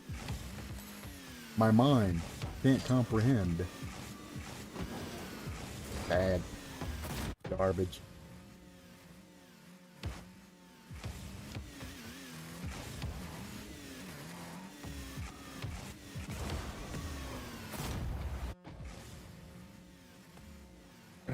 Boom. Try to do one of those elongated ones. You go all the way around and then try to make the fucking shot. Is so fucking up, out, around, and then they go all the way back towards that bitch to do something weird. I don't know. I still to this day can't figure out how Macho does that shit. How he hits that shit like away from himself, goes up. Well, now, because that's too clean. I'm getting like way out there. Yeah, like that. That's how it is. And you fly all the way to that bitch and then try to fucking make a play off of it. I just don't understand. I fucked up my first touch. Sad. But that's how you want your ceiling shots to be, is when they go up, you should immediately be in control of the ball again. To be able to make whatever touch that you want, and then be able to send it where you want to. That's a proper ceiling shot. The shit that they do where they hit the ball away from themselves, then boost towards it. No, stop that shit. If it's a breakaway play, maybe. And I mean, I use that maybe loosely. But don't be doing that elongated shit that I can't even do. I thought he was about ready to do one. I was like, yeah, that shit. But nah, he didn't even get a good launch. Somebody go for a ceiling shot.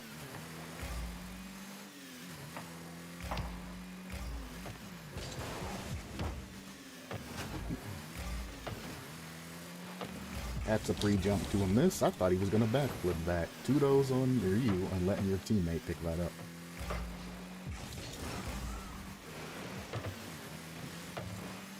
He's got that. Not anymore, though. Ooh! You got the boost, but now you're slow getting back. Teammate didn't get a good clear, though. Push this awkward for him. Teammate's up, and he really didn't play that well. Teammate could have drove forward and scored that anywhere on the left side. Hitting it directly at him makes it very awkward for him to get a touch or a play.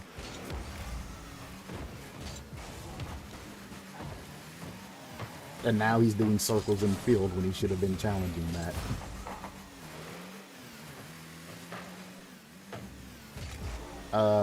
What the hell? I was not trying to boost jump that. I got so confused when I jumped and boosted at the same time. I didn't even press my boost button. As you can see, as I pressed the jump button, it said psst, psst. Don't tell me this controller gets worse.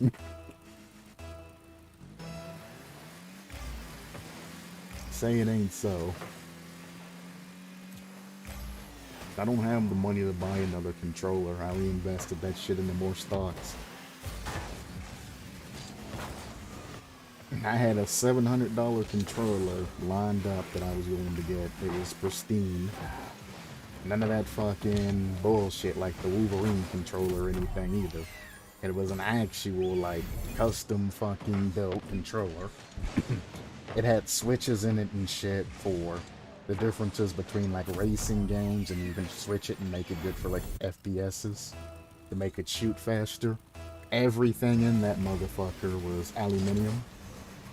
So there was none of this rubber composite plastic shit. Like, none of that shit.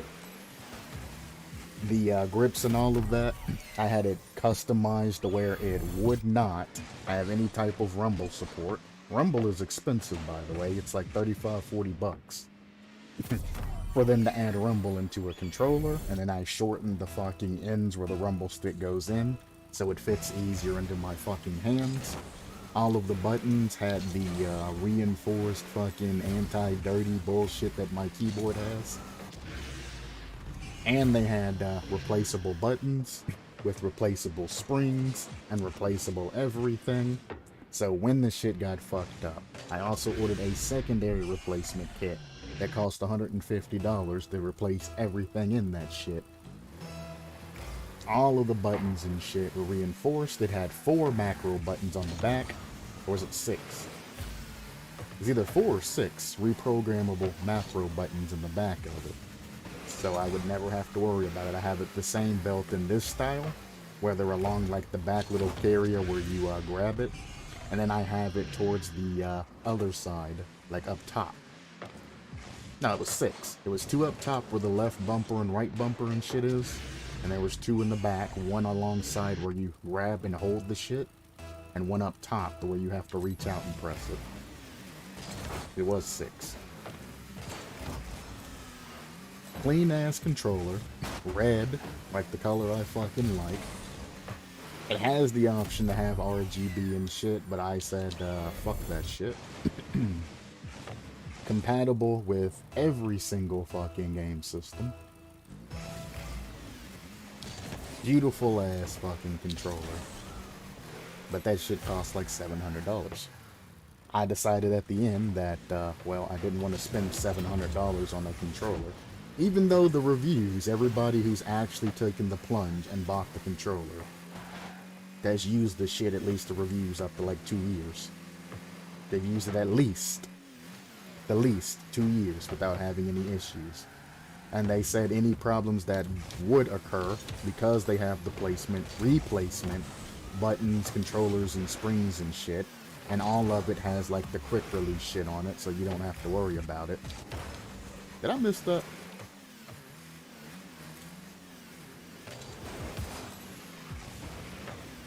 And the easy to disassemble shit, and most of the main components, except for what needs to be, isn't soldered. The hell? It's easy to replace. And the shit that is soldered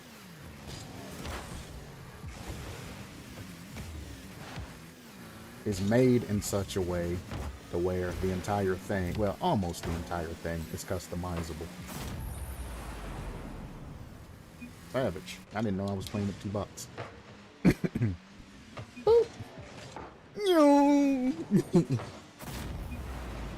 RKO out of nowhere.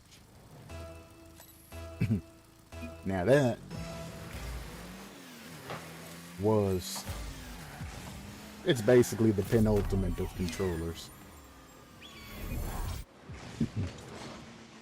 Now that... Mwah. Absolutely beautiful. But again, it's $700 fucking dollars. Instead, I said, $700 to spend and just throw away. I think I'll add it back to my stocks. And I'll, be safe. And I'll, well, make more money. I mean, if you know what stocks to invest in and you follow the actual stock news and all of that, they basically point you in the direction of a stock. I mean, generally, I find stocks on my own and do my own research. I'm not a day trader per se, but I do a lot of shit. Get it? That a lot of other people don't do when it comes to that shit. But I do read the news pamphlets and everything like that on what you should invest in and shit like that. Can I get next though?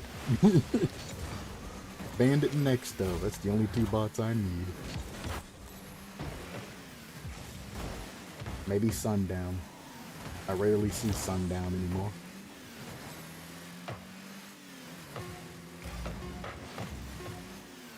No.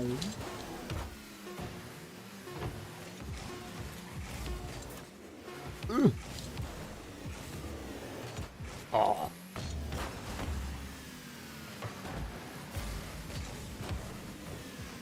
Bandit!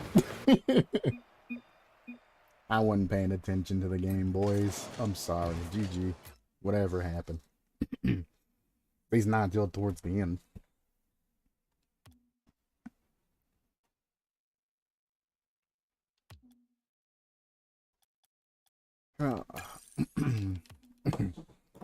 But yeah, I looked at a new keyboard, even though I don't need one, just to see the prices of those. Those kind of get insane for not a lot of value, so fuck keyboards.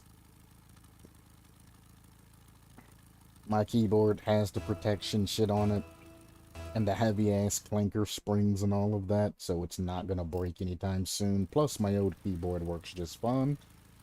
I just spilled some shit in it, and it started getting, like, I wouldn't say sticky, but the buttons and shit, when I pushed them in, wouldn't come back up all the way. And instead of just taking the keys out and cleaning the shit I spilled inside, I was just like, fuck it. Call it a fucking day. Here's a note of all of you. Don't eat fucking apple pie anywhere near your fucking keyboard, because that shit sucks if you drop that shit in there. I'm missing.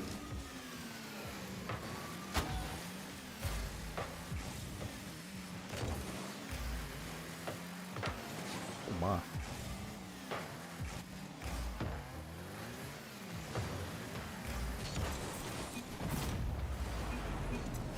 Nice. Double high five. Well, low fives.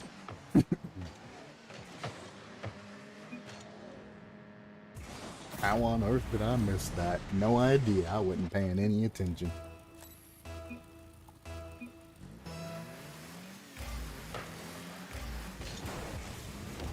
Boy, if missing shit made you trash, then I'm a fucking dumpster fire. Prom night dumpster baby. That's it. Oh, good save. Stop that.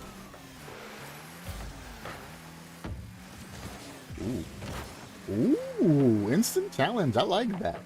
Most of the time they go back to goal and just give me control to flick over them, but nah, this man knows. Don't give him control, just send it. That is a terrible, terrible fucking touch. What happened? I went and landed on the ground all the way. Oh, part of my wheel went up the fucking ramp or some shit probably. When I jumped, it made me send the ball outwards. Whoops. My bad. Goes to show when you're not really paying attention what can happen to you.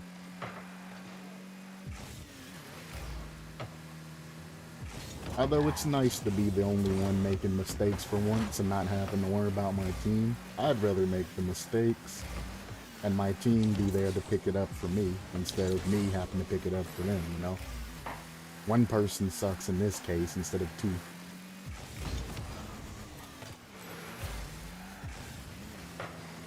Oink! Aw. Wait. Oink!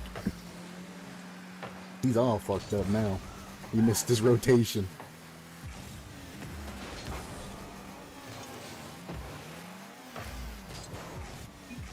Can I get him? No. Teammate? Bang. Now, I know he wanted to go for a double touch or something like that, but I'm not going to sit there and let you get the bad pass off the wall when I can perfectly pass it to where my teammate can score. That's where you want to cut into. If you see that they're making a good play, you know, something like a shot on goal or something, ignore it, let it go by. But if you see your other teammates open and ain't nobody there to really contest him, send it to him instead.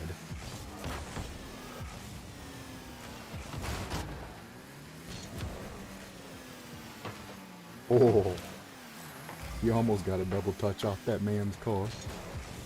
Pop it back. He should grab boost and turn on that. If not, just still get it down the line.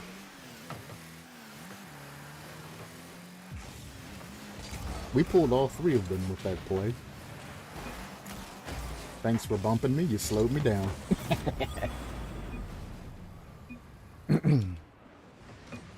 If you hadn't slowed me down, I never would have been there for that.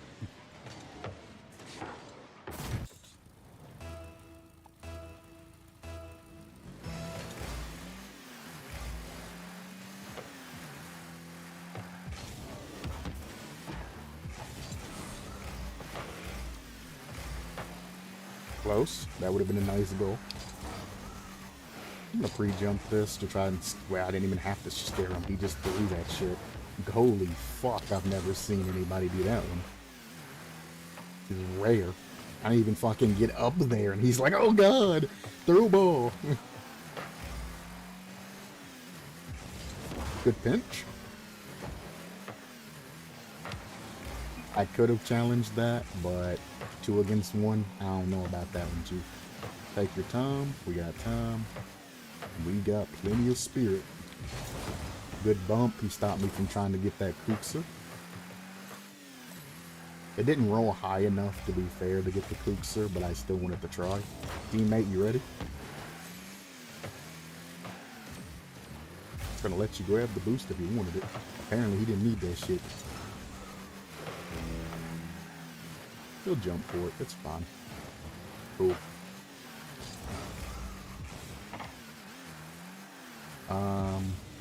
I don't know the plan on that one, Chief. You had a teammate upfield and you didn't even try to get it to him. Risky jump on that one. I'm just going to hit it back into their corner, make it awkward for this guy if he challenges it. Now I can pass it wherever the fuck I want.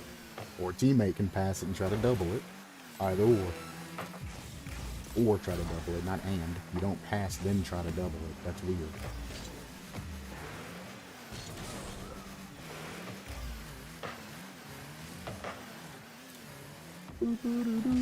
Nope. He did the one. Whoop, my bad, teammate. He did the one thing you don't want to do in that situation, and that's try to catch the ball there. Everybody's bum rushing that shit right now. If you try to catch that fucking ball there, you're just asking them to pinch it away from you. They really want this goal, huh? Savage.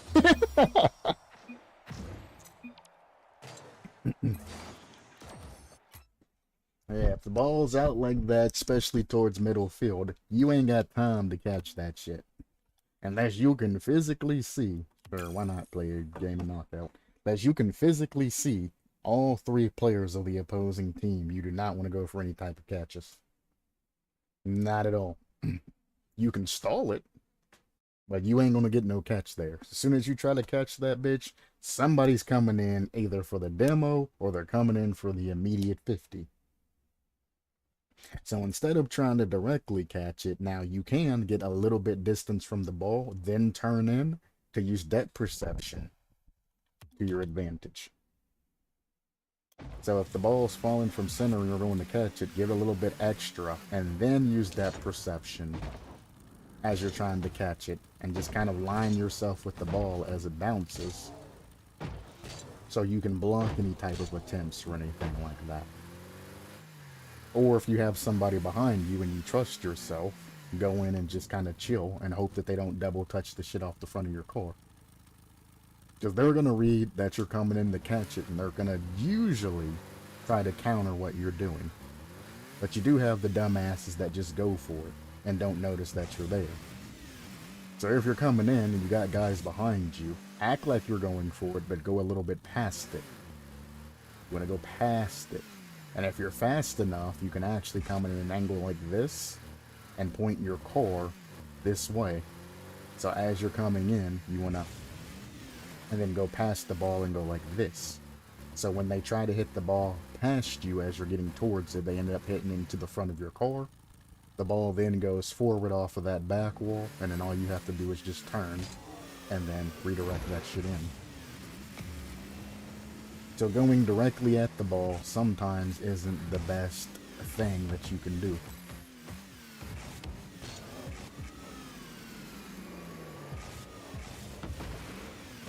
One thing I ain't done is I haven't faced Nexto in a while. That motherfucker tilted me. I got 5 goals over Nexto, and then he demoed me to a victory. I'm like, man. Why? Couldn't let me have my one victory out of the like 19 attempts I faced you. Faced you.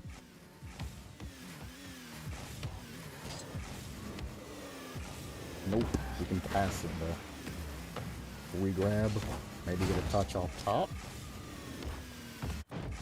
Well, I mean, if the last little touch there would have been upwards, that would have been more helpful.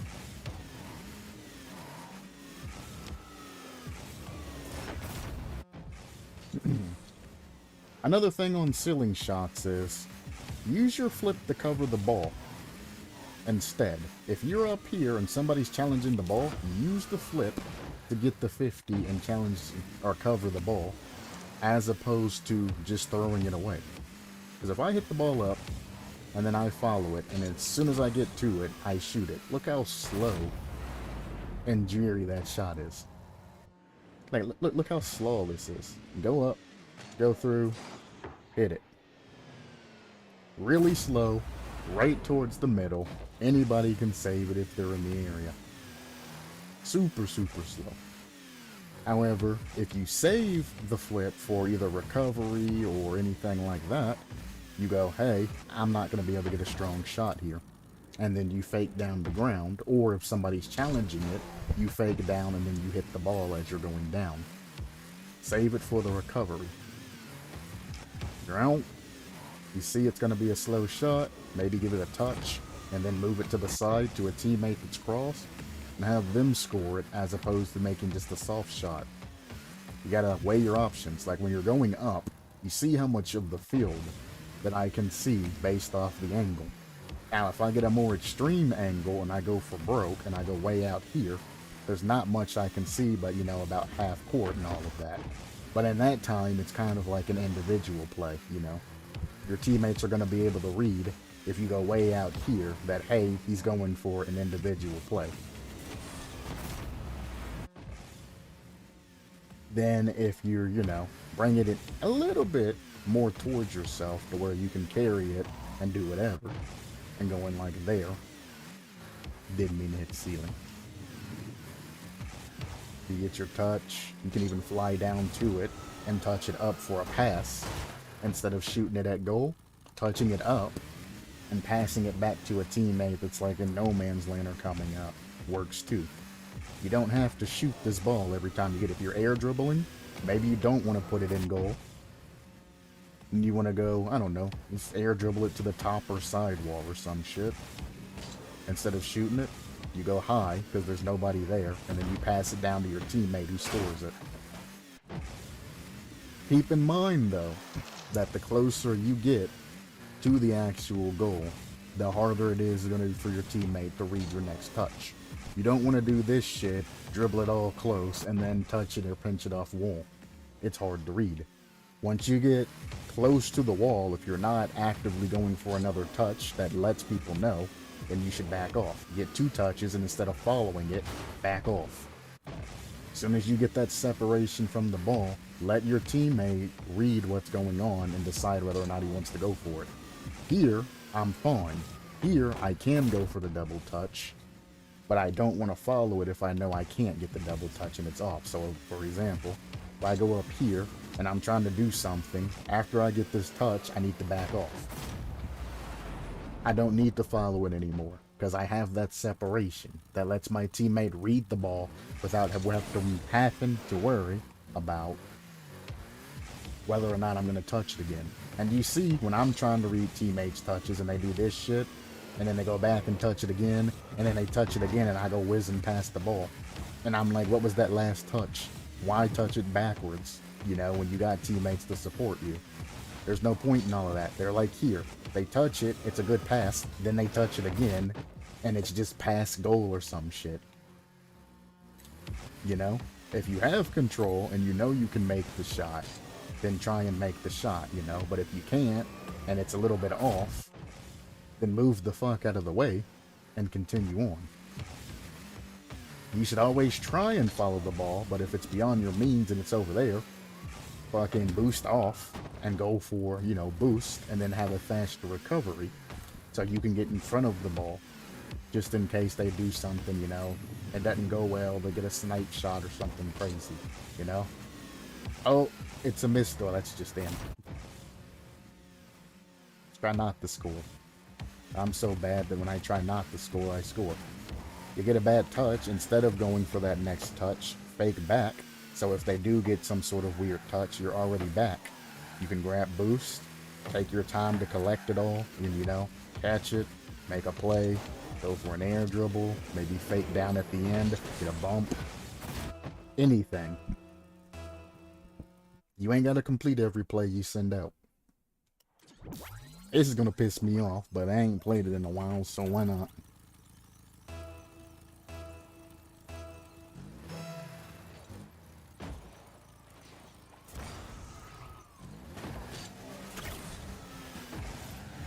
So Musty's makes the shield come out, huh? Oh, they did make it better. I like that. Throws no longer work. You actually have to learn how to play the fucking game. Cool. It's not gonna stop people from just non-stop grabbing and throwing, though. So in this match, punch or attack beats grab. Shield beats attack. 1 point down to get more speed. Our supersonic, our next flip should make us there. And then boom. Everybody's just throwing. It's all just throws. Yup. No! I jumped up against the wall and got stuck. Alright, I lost the life fucking around.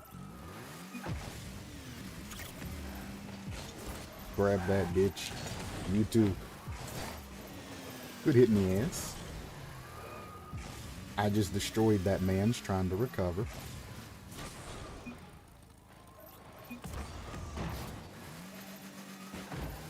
He made it back.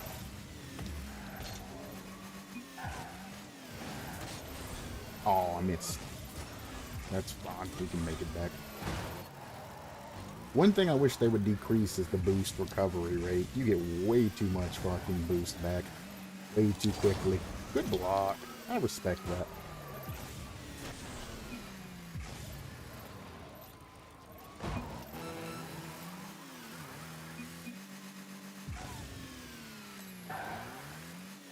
I don't know. I'm answering that guy just to be an asshole, to be honest with you.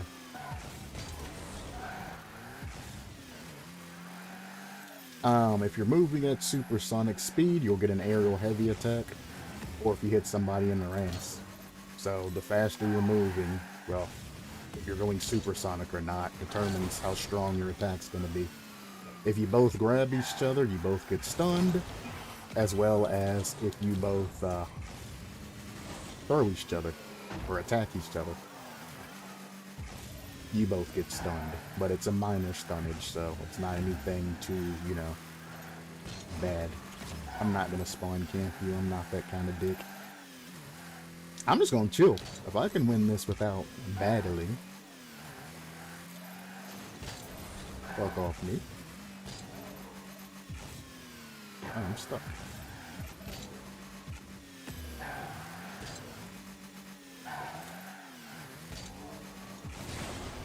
See, that's what pisses me off. I attacked him. I should have won that. But instead, for some God-forgiven reason, that's fine. Again, point downwards, get supersonic, and you're as good as gold. I just stopped my momentum like a dumbass. Well, I didn't stop it. I wanted to flip forward, and it's cross flip, which made me lose my momentum. Hello, Ninja. How's it going?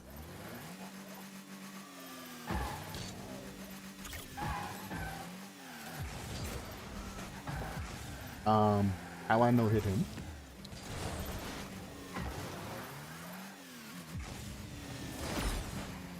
See, there's a double stun when both people attack each other.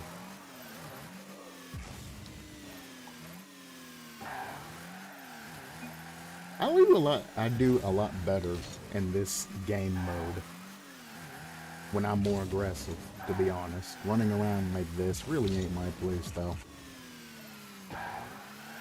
Only thing I'm doing right now is just battle royale. Then I was planning on getting off.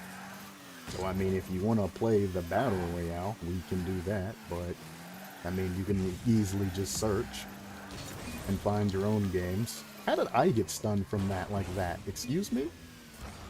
1, 2, supersonic, 3, and we're safe. It is almost impossible to knock somebody out of the freaking arena till overtime, which happens at 6 minutes, I think. After 6 minutes, then you gotta worry about being sent. Of course it's a fucking grab. I can't see.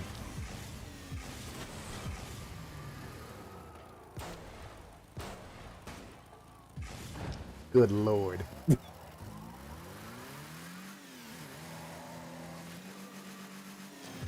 I better say, I just landed. Don't attack me. Alright.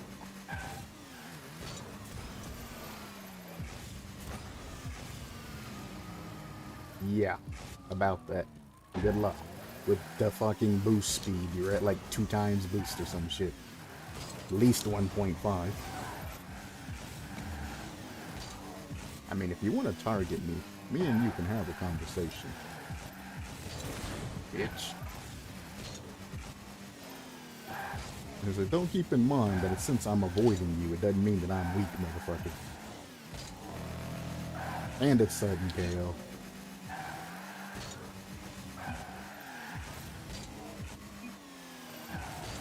Oh no, I'm gonna die. I went through and died. I jumped into the fucking ether.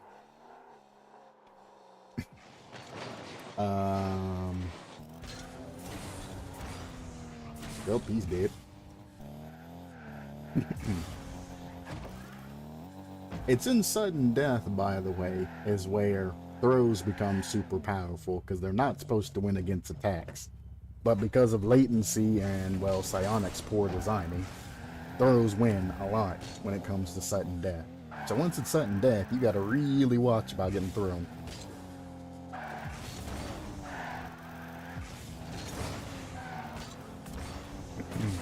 That shit was blue, but he got a grab anyway. I mean, he was orange and he got a grab anyway. That's bullshit, but whatever.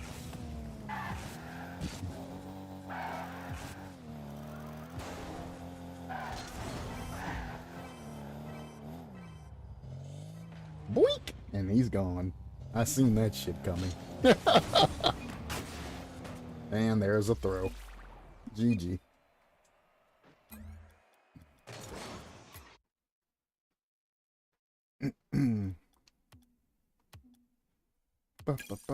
Now, I don't know if the car hitboxes determine how big of a strike zone you get, because I've never played it with anything but the Octane. So if there are different size zones depending on the car that you use, then that's at least something that I can consider when I'm talking about that particular mode, but I don't think that's the case. Boop.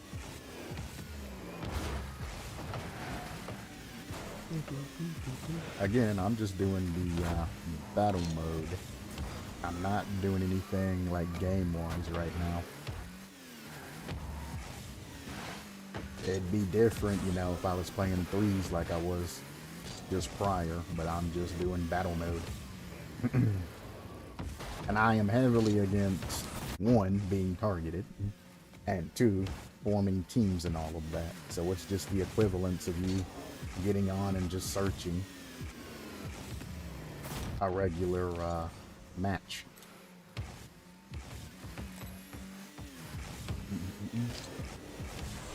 Plus, in the future, I'm probably going to edit this into a video, even if just to distract myself for a couple of days. So anything that I play with a particular viewer can't make the cut. So if I do happen to get a victory, and I'm playing with a viewer, I can't even put that on YouTube. So that's kind of the third issue. Mother of... that kind of comes across right now.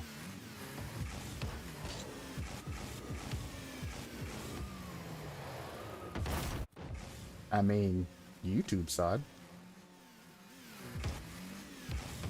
This shit's going to YouTube and Twitch. If you're on Twitch, you'd probably been banned by a mod right now. But lucky for you, you're on YouTube side. Also, if I wanted views, I would just stream on Facebook. I have a extremely, extremely big family that is hugely supportive.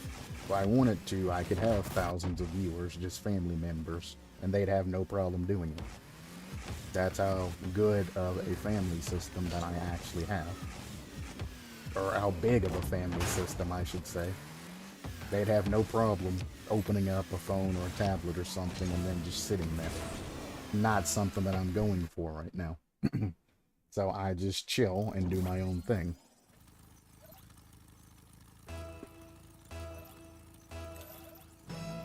But I haven't said this in a while, but my YouTube channel is made as an archive for me personally. It's not meant for the public. The public's just there if they want to be entertained by some of whatever the hell I'm playing. Woo! Thank God he sucks.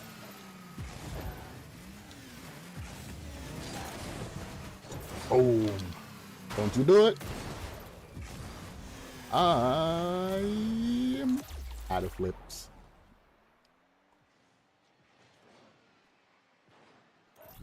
The panic.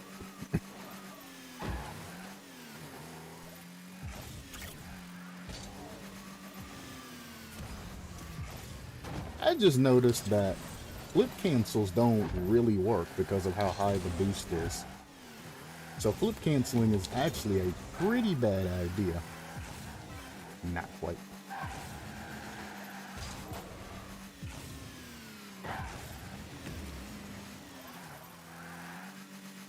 Because yeah, if you go too far, you can't really flip cancel to stop. It carries your momentum. Would you stop? I flipped into it.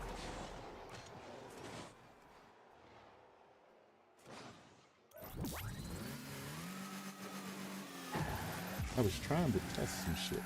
Fine.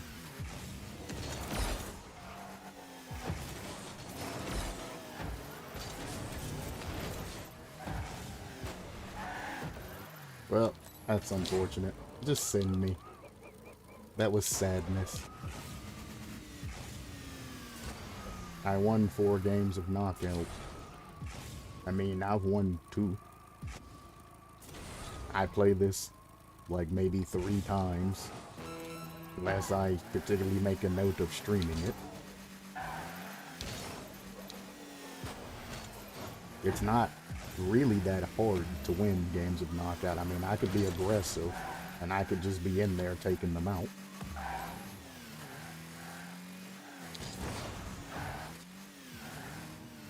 Or I could go for the infinite. Oh, don't do it! Thank God.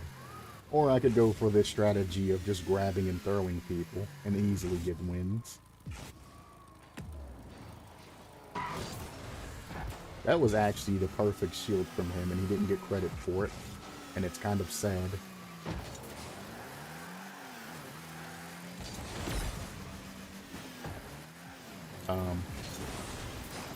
Cool. His throw beat my attack. You just have no chill, huh?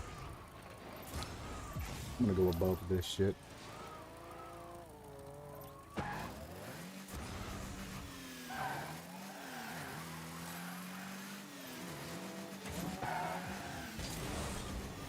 Excuse me? How did we not stun each other there? I'm gonna land underneath. Flip cancel to land perfect.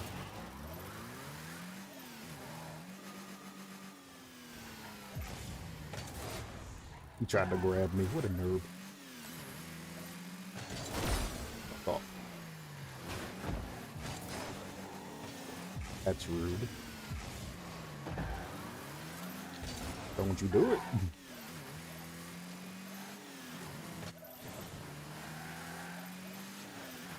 Huh.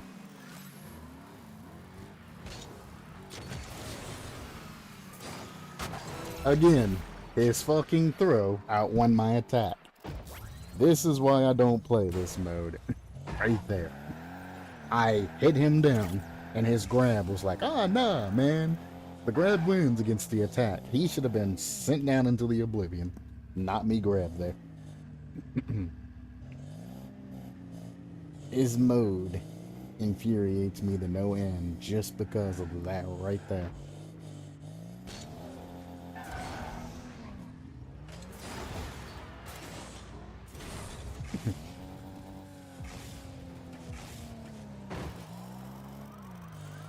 Red pants, casual, knockout player. I see a lot of people using the goddamn Finnick. It must be amazing in this game mode. Good recovery. He doesn't have any flips left, though. Nah, it doesn't show me his flips. Never mind. Again, very good recovery.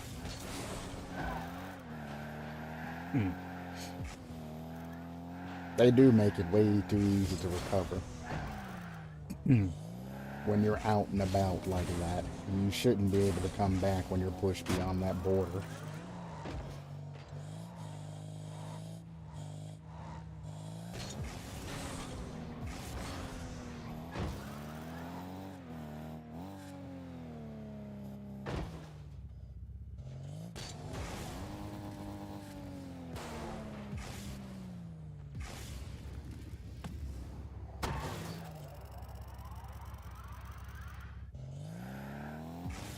Entertain me, swine.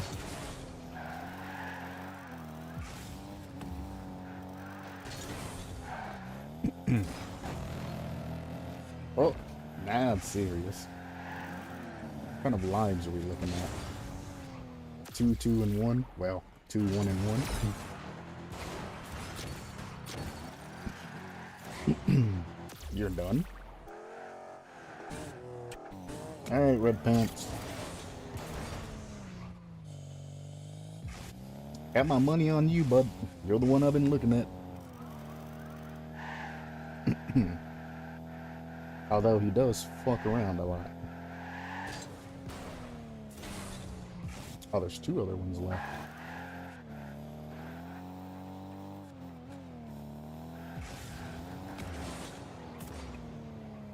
That guy literally just kept spamming the throw button and flipping sideways until he got that.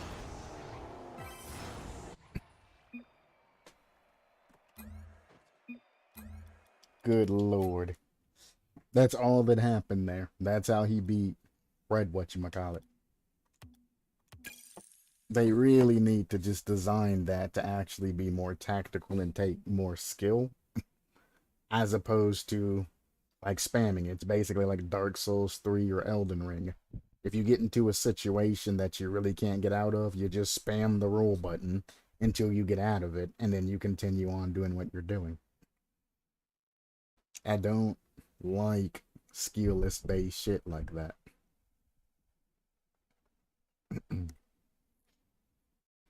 Now, it takes skill to roll catch somebody, yes, but that's just tech that's made against people that spam roll and all of that.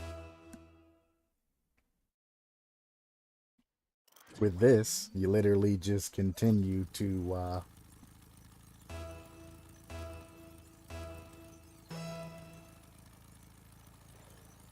this guy.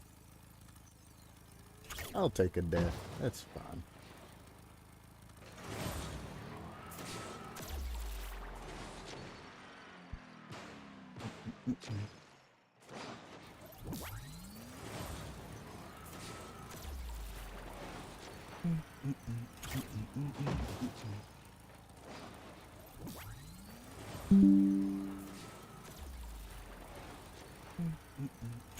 You can enjoy your time out, bud. Later on, when I get done fucking with this shit, I will be banning you. That quick. Again, I'm not here to entertain you. I'm here to entertain my future self. I could care less what you think.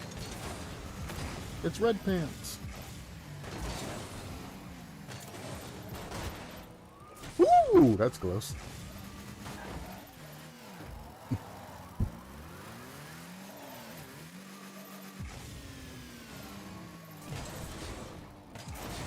Oh, come on, y'all.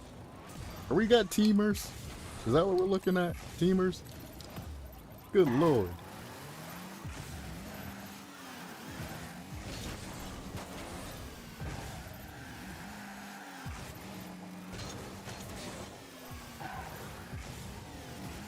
Now you're in the backflip again.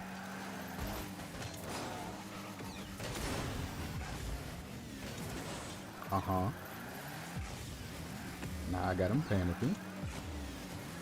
He's wasting. Oh, you son of a bitch. No. They are fucking teaming. That's annoying. I just gotta win another one.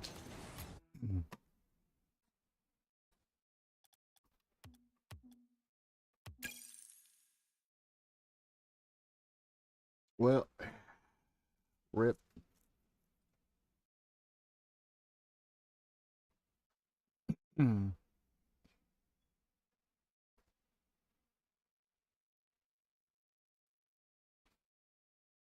Actually, you know what? I don't even have to ban you. Because if you want to stay and do anything, Mr. Talking about me with one subscriber who's probably your mom, you want to talk to me about my content, you have no video contents, no playlist, one subscriber who's your mom, no other channels featured, no anything. You joined June 28th, 2022. So this is a new account that you've made just to particularly come in, probably to troll me. If I think I know who you are, because you tend to come back and try to start shit with me quite often for whatever reason. And it's been the same kid over and over and over and over. He'll come in the chat. First thing he asks me, what's your rank? And then, can I play? And let's 1v1, bro. And he asks the same thing, the same message every time. And it's the same guy on so many different accounts. And I'm like, I don't know what kind of obsession you have against me, or with me, but stop it. Just be lucky you're not particularly rude. Because if I had to fire up the shit, I'd fire up the shit, you know what I'm saying? I don't know what his kickoff is, but thanks. Well, I mean, I was cross, but that works too. That's a double commit. I can't even challenge that to try and score that. He's got a touch towards goal. Teammate, god damn.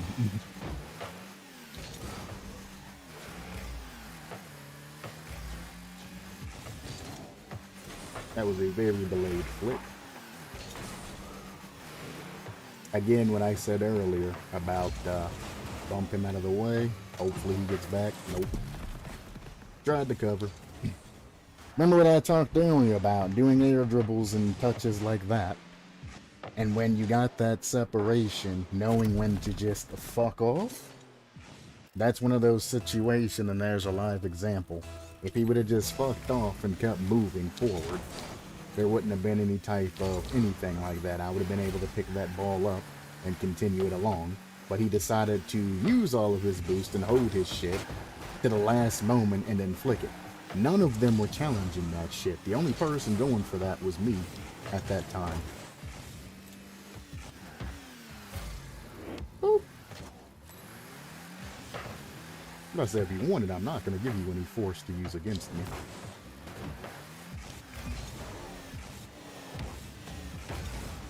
You fucking, it was open.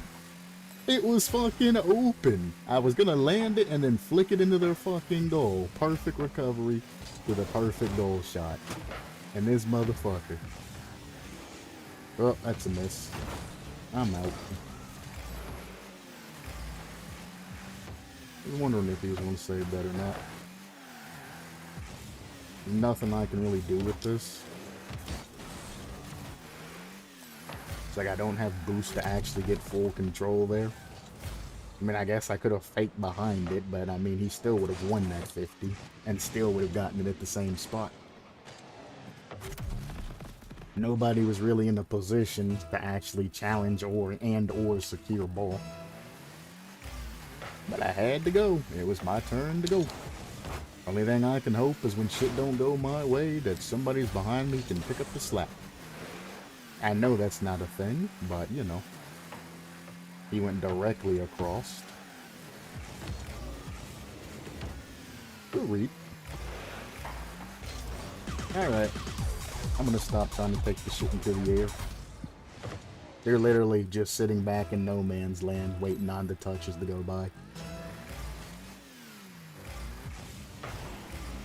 Good bump attempt. I wasn't gonna jump for that anyway, but good bump attempt. Don't go for that. And he's passing it to them. I learned my lesson, but we as a team apparently ain't learned ours. That was a perfect pass to that teammate there. He should have scored that, but that's alright. They're going to be waiting for the touch out.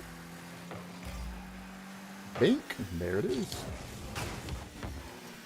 Okay. Get your fucking lightsaber fucking rapper colored ass away from me. Really? I try to hit that shit around and in front of that guy so we can get a score and he hits it back out. fake that. He can't score that. Pinch that. The anti-counter. Pinch him. No danger.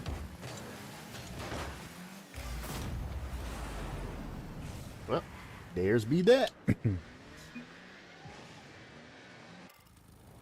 I mean, he's the one that turned on it. I was more than happy to turn on it than immediately boost, jump up, and touch it. He turned and jumped, so I let him go. Not much I can do. If somebody gets in my play, I have to kind of trust them, because I don't like double committing that shit. Speaking of, that's fine. Now it's not fine, because he done fucking faked and challenged, and fucked my life all up.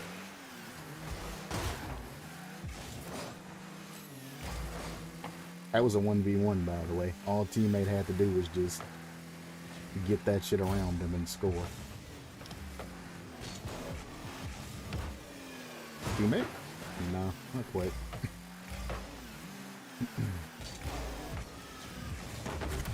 Nice.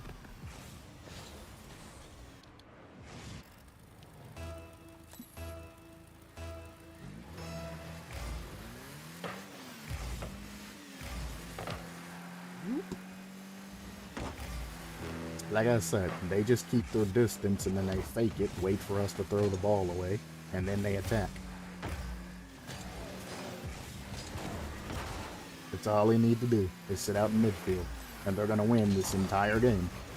I picked up on that shit, arguably, later than,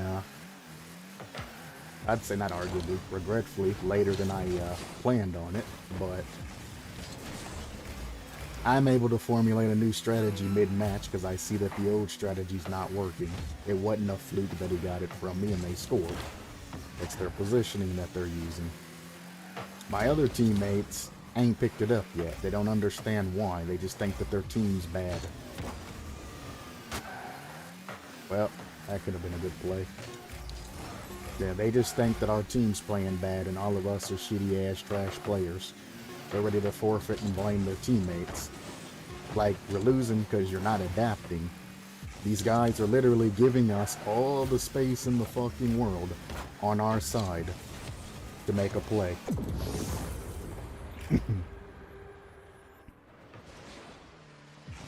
Yeah, he's giving us all the space on our side to make plays. And we're not controlling the ball. They have two guys in an offensive position, one guy that challenges short, or shortstop, or whatever the fuck you want to call it. So if anybody tries to get any dribble plays, tries to go for a boost, or anything like that, he can go in, steal the boost, or he can go in and challenge the ball immediately. He played his position well. He is the scumbag suited for that role. Whereas the other guys were sitting back about no man's land, a little bit up, sometimes a little bit back. They weren't exactly middle. They were either back behind no man's land or up ahead of no man's land. But they weren't in no man's land unless they were passing through, which is great. And all of these big clears that we were making were going straight to them.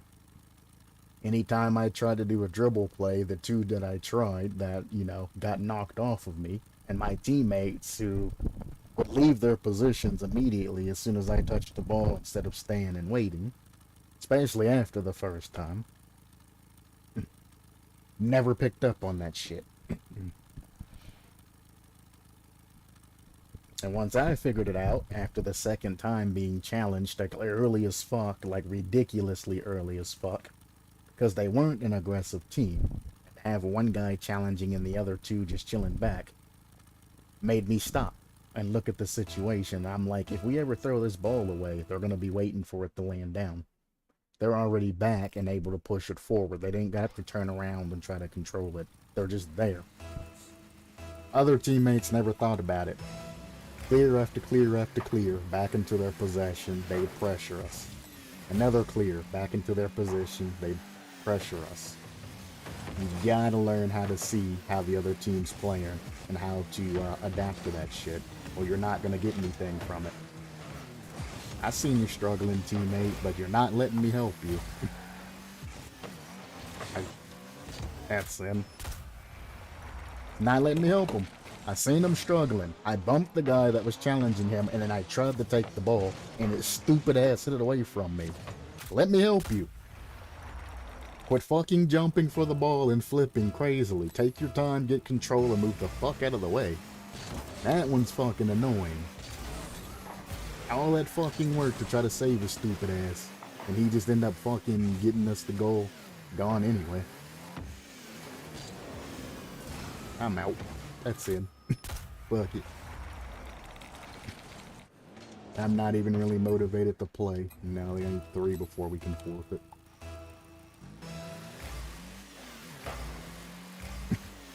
Again, I could give a shit less if they score. I'm so fucking tilted. To bail that motherfucker out just to have his ass throw that shit. Take another one. Look, they're not even that good. Slow ass shot. The guy had an open net, hit the sidewall. The other guy had every place in the world to push that, and he aimed it right to where my teammate was. Look, right to where my teammate was. If teammate hadn't done all that flippity-dippity trying to turn around shit as the shit's being assaulted, he wouldn't have had to worry about shit. Just don't panic it. That shit's driving me up the fucking wall.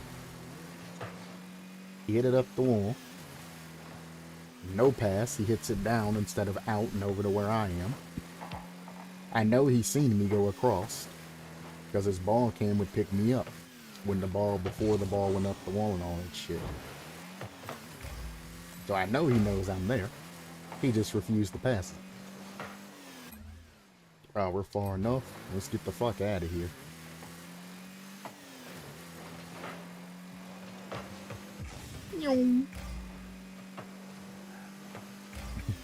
And is gone.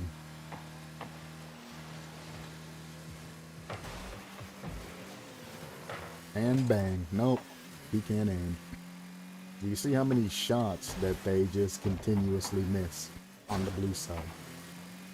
These open nets that we're giving them, and they just can't sink it. This ball control that they're having. Look at the blue team right now. The double commits in the corner and all of that. He challenges. He's now inside of our goal. That guy's turning in before they even know if we're getting a clear or not. My teammate hadn't passed it to them and just kept it on the ground. He would have went past that guy. Their other guy was in the fucking goal, and their third guy turned around early before anybody came in contact with that shit. If he would have just controlled that and take that in the field, bang, that's a free goal for us. They just aren't. Like that. I ain't even gonna challenge that. I know he's gonna miss that shit. They are so bad, and yet they're winning 0-4. Like, look at this. They are winning 0-4. Not because of their skills. Not because of anything indicative of that. Because my teammates are doing dumb shit. He went up the wall when there was no point. He's following it weirdly and pre-jumping. There's a guy on the wall in front of that shit. Like that. He's already there. There's no point in me in continuing on and forcing my way through. He's already got it. Bang. Pop back. Teammate bounces it off wall. Tries to catch it. Can't catch it. It's in front of goal. Only thing he can do is pass it over. I'll put it back in front of him. Complimentary. And then there's a play going. Bounce him out of the way. Teammate didn't try to catch it or anything, even though there was no danger. This guy again hits it above our goal. Every play that they've done has been a bounce off one of the side goals. Somebody has challenged that stupidly, and then they've scored. Every single play. Notice the small shit. Adapt to it, and then continue on. He's not going to shoot it, he's going to pass it off. Now he didn't even do it. He fucking missed. Faking works too. But I know that that guy wasn't going to shoot that ball. And I could have pinched that off the wall, but I wanted to kind of prove a point. That he's not going to attempt to shoot that. They don't take those direct shots. That's going to be off wall. Then there's going to be a guy that comes up and tries to pass it. And then there's going to be a guy that probably hits it off wall. Then they're going to try and score it. I can tell you what's gonna happen before it even happens. It's crazy. Life challenge here. They're in trouble. Now both of them are double committed up. We can make a play. Well, that was a shit redirect for me, but that could have been a goal if I would have actually put a little bit of effort into it. I could have redirected that over him and his goal.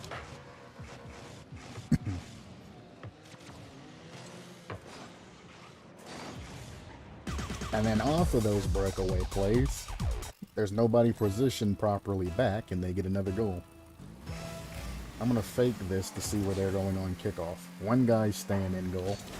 The other guy rotated back properly, but I think his teammate might have been in the way. Nah, his teammate was up.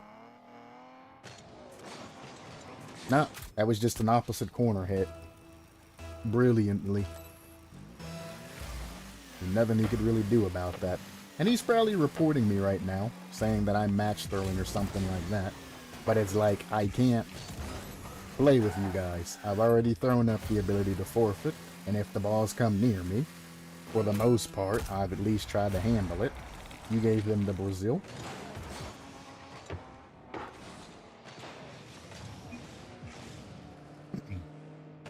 Good job, bro. You just gave them an achievement, the Brazil.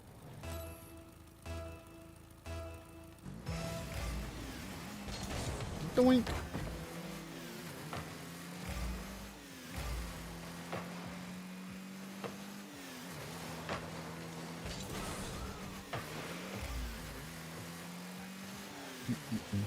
Again, it's going to go off the wall before it goes anywhere. He pre-jump.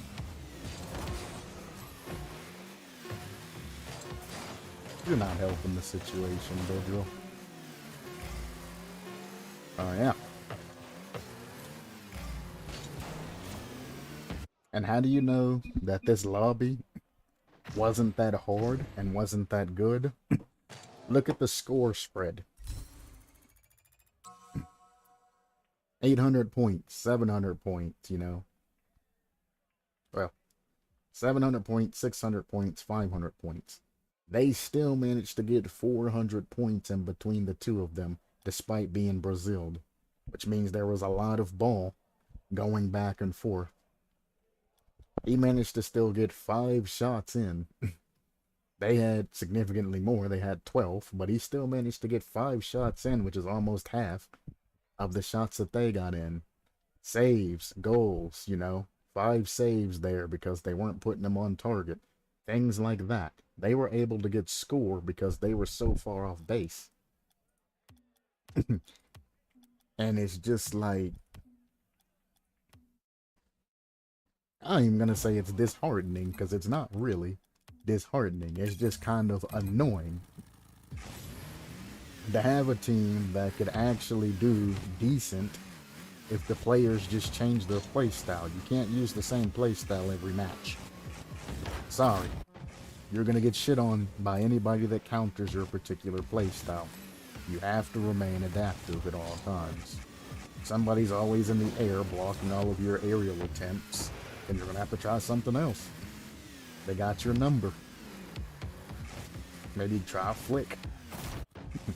Try a dribble. Maybe fake. Instead of sending it every time, you know, adapt your air dribbles. If you air dribble up every time, maybe fake and then go low instead of pushing it all the way up to the top to where they can get it. Maybe instead of going for a frontwards flip reset, you go for, you know, the Arsenal flip reset,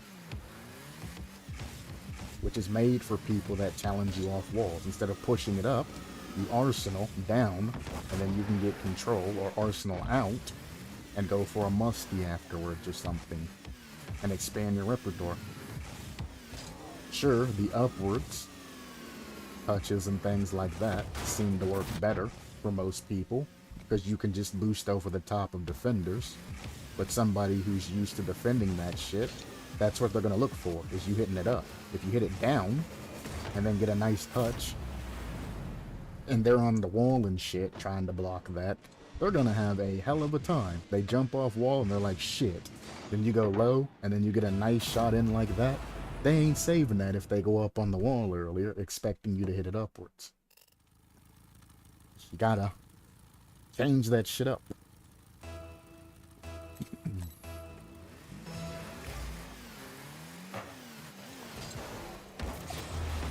Thanks for pushing me into the goal, I guess. He has no boost. Take the shot. You should have taken the fucking shot. This guy gets off scot-free and he has no boost. He was just posturing there. Anybody paying attention to the game would see or would know that that guy that could have defended their goal right there had no boost.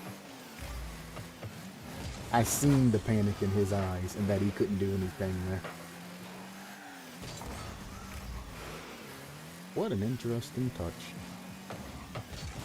He wasn't even in the right position either. Fake. Goal. That's what I'm talking about. If somebody's there, instead of me just stupidly pushing the ball into his fucking face, I faked the absolute dog shit out of him. And then he jumped. And there it goes. Well, there's two.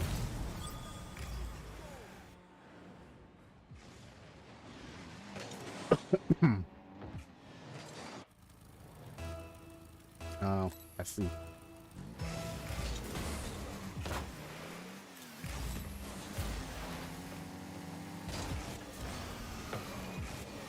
Oh, he would have got that touch over there. I was there. I was there. I'm going to pop this off the wall. He's going to jump for it, so we're safe. It's a good stall if you know that the other team's not aggressive.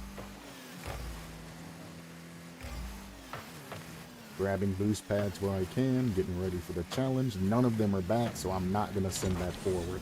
Even though it's a pseudo breakaway play, that still put me in a 1v1 situation with only like 25 boost.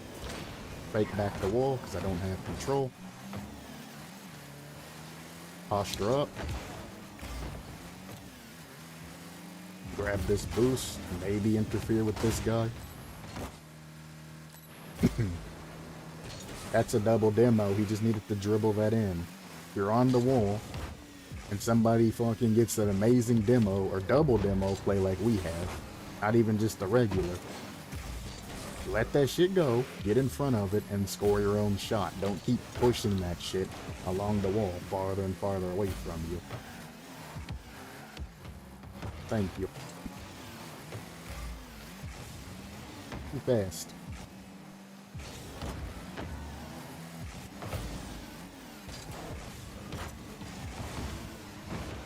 Oh, he just needed to take his time. They had both jumped. They don't take their time when they need to. That's theirs.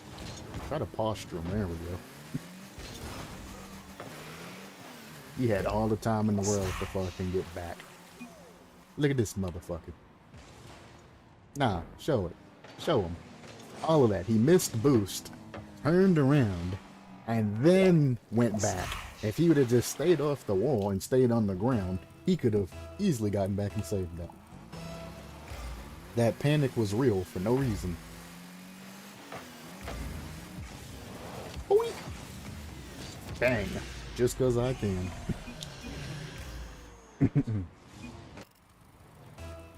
Now I feel better about him not saving that.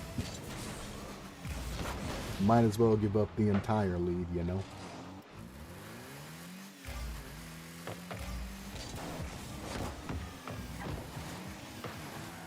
We giving up another one? Say if you miss it, I'm on goaling it.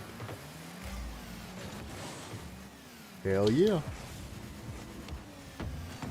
I mean, I guess he doesn't know that I was gonna own goal that, but still.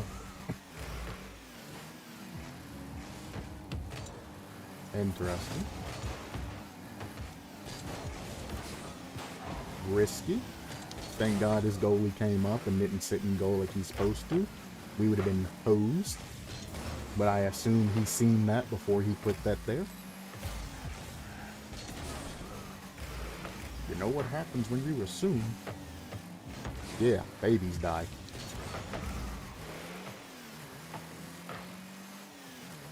Everybody knows that when you assume, babies die. You assume they're protected, and then they put a plastic bag or some shit over their head, and they fucking die. Nice shot. Oh, it wasn't a nice shot. I am stuck.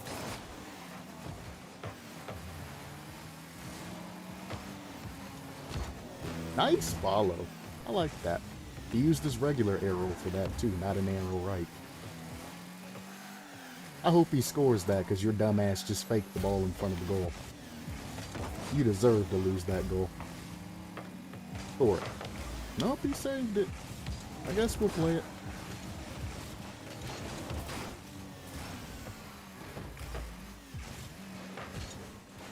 Okay, now. You gotta start watching your touches, bro. Take that.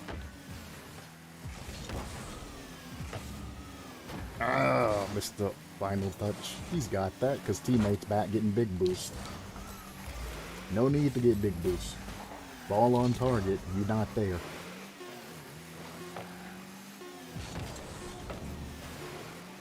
Yeah, slow.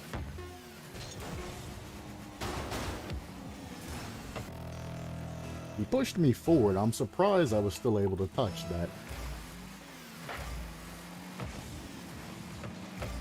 Yes, it should be all hands on deck at the end of a match. But goddamn, let the guy who's closer to the ball take that shit. Especially when it's just a basic shot like that. Like that, I'm gonna let him take the shot instead of interfering and double committing that shit. I'm there just in case he does something stupid, but I move out of the way and I let it go or go across. Did you really have to say that, my dude? Nah, I can't even. I'd have to like go into like replay and re-record the end of that match. Because dude said something stupid. I'm not, but I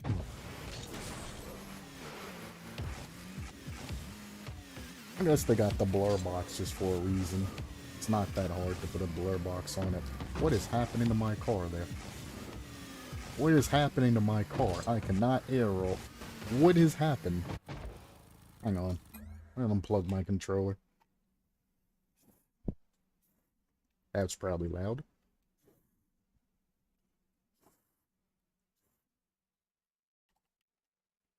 You good, bro?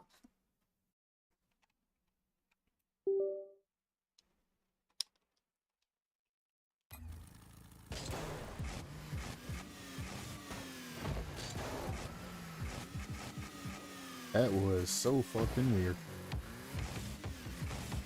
I hope the fucking paddle in this shit ain't broke again, because I get tired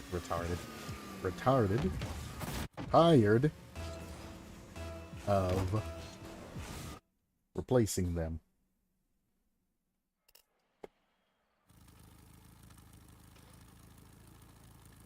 Alright.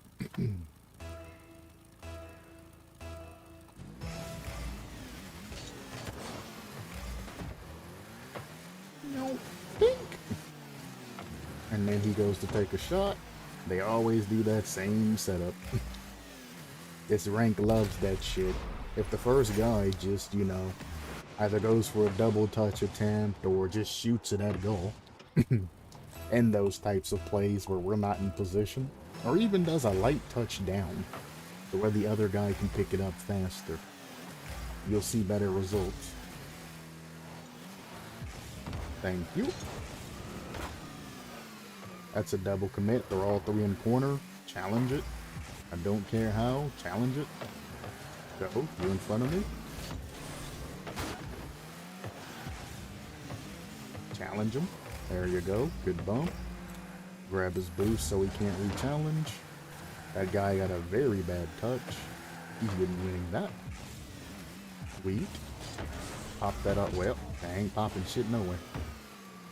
Alright. Let's reset. That's fine.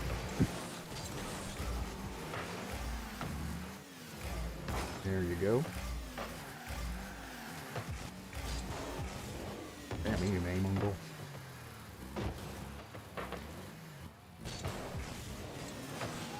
I waited so long to jump for that. Again, them in the off-the-wall fucking shots. Just score it. Sometimes it's fine to put it off wall and shit, but most times it's not. Oh, I thought he was bumping him. That would have been a glorious play. He pinched it away from himself. Thank you for the free ball control. Oh. One more. I don't know if you're reading it or not.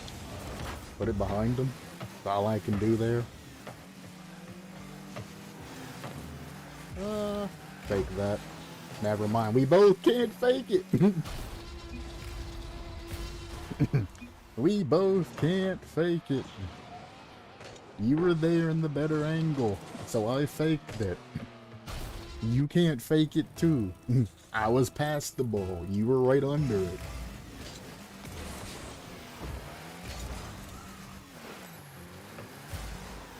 Another one off the wall instead of him trying to just score that shit. He bounces it.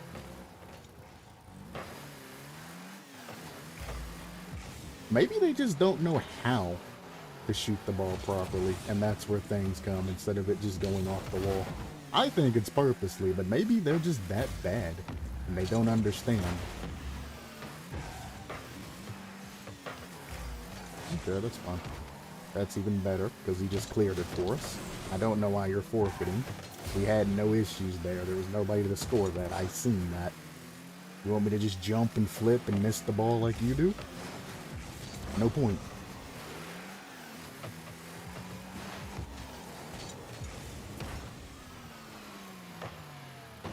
Shoot it. Pass it. Fluffy. This motherfucker then gave up. Ah, boy. And he gave up at something that he was completely mistaken on. And that's the thing that gets me. Had to challenge it. We ain't got anybody back. So if it goes past me, it's just in anyway.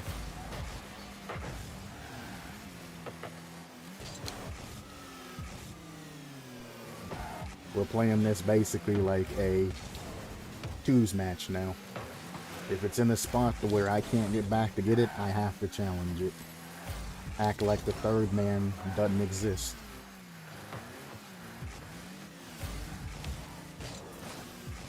Okay. Don't know why you pre-jumped me. Don't know why you followed me. Because we know we ain't got a back man. Okay. So that's that. He throws it to him. They get pressure, but he's the one that wants to forfeit. I don't even blame teammate for missing that because he never should have had to contend with it. Again, I'm going to act like this guy don't fucking exist.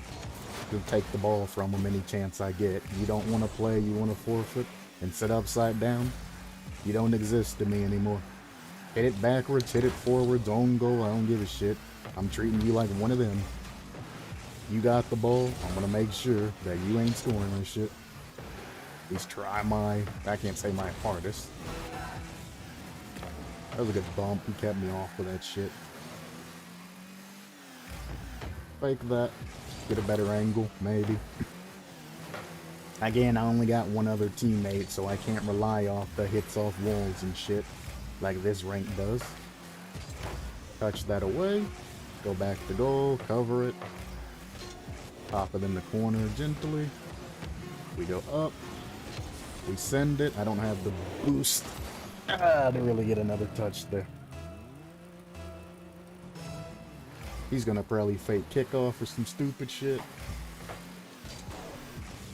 Gently down, gives me more ball control, and teammate can challenge it if he so chooses to.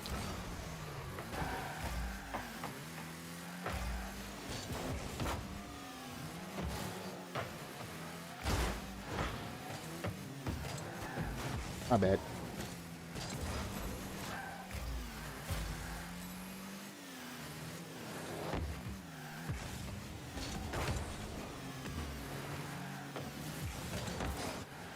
Ooh, can you get that?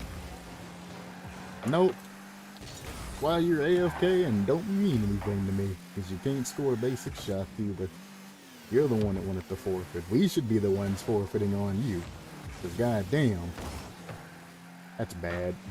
That's fine, though. That's a beat. You hit it backwards, though. That ain't it, Chief. As soon as you started following it and boosting and all that shit, I can't keep up with you. That's an individual play. Good win. That's fun. And the thing about it is, Fly is fucking up the other teammate that I was actually playing with and making him do a lot more mistakes. He wasn't making all of these mistakes beforehand.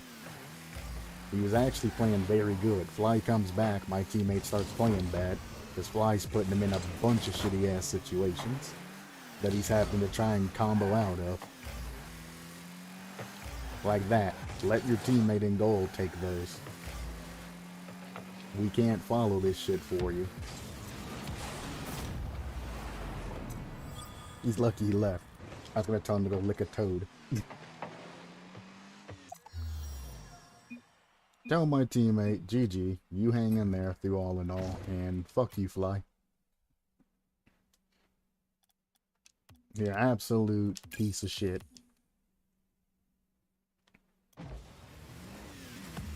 And it was annoying to be your teammate.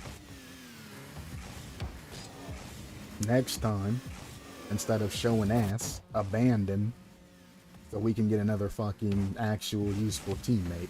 A bot has more use than you have. Any day.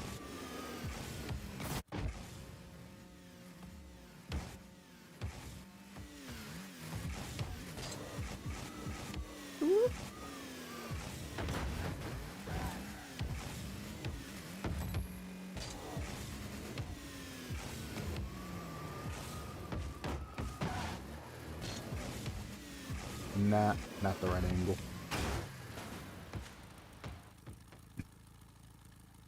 That was supposed to be an arrow. I don't know how my car ended up upside down like that. Oh. I didn't get to try that Kookser in that one game. Nah, it's too much mustard up. It's so hard to get the roll. Nope, it's not it.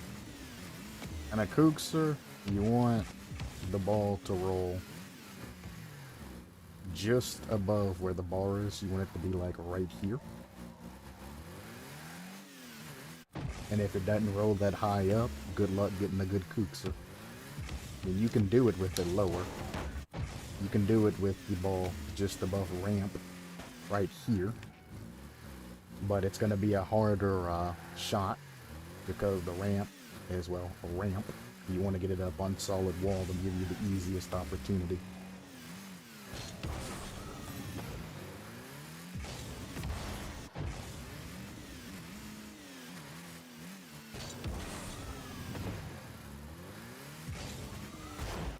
I have a training pack for this. At least I think I still have the training pack for that.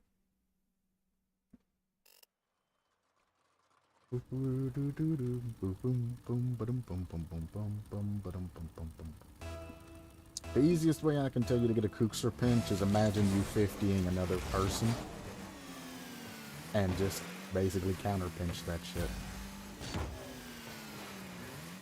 They just sat there and let me control that. I still pulled 2 out of their goal, despite all of that. Ugh. My car hit the ceiling and just fucking died. Good touch.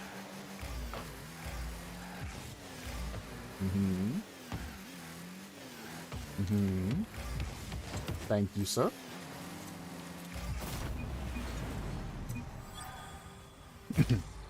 Hook, line, and sinker. He thought he was going to boost steal me, then challenge. And I was waiting on him to boost steal and turn, so I could pinch it with him. There's your Kookser angle from where my car is. That's about where you want to pinch that off the wall. Ooh, you got a flip reset or some shit off that. I moved him to the side. Are we playing another aggressive team? Yep, they're boost stealing. Turning on things they shouldn't. Gotcha. Alright. Well, here's the chance to explain to you how to go against an aggressive team. Quick touches like that when they challenge works, and they are very susceptible to fakes. You know they're always going to challenge the ball, so you wait for them to do something stupid like the guy boost stealing and then coming for the ball, and then you capitalize on it. Again, you know they're going to keep challenging that. And now it's our ball. Wait. Pass it. Score it. Close. I needed the goalie to turn on that. Goalie, what are you doing? Wake up. There you go. That's what we're waiting on. As you can see, it's down on our side free. And their minds, they're focusing on the ball. And they're grabbing boost. And they're coming towards the ball. Instead of defending their goal. Over-aggressive fucks do that.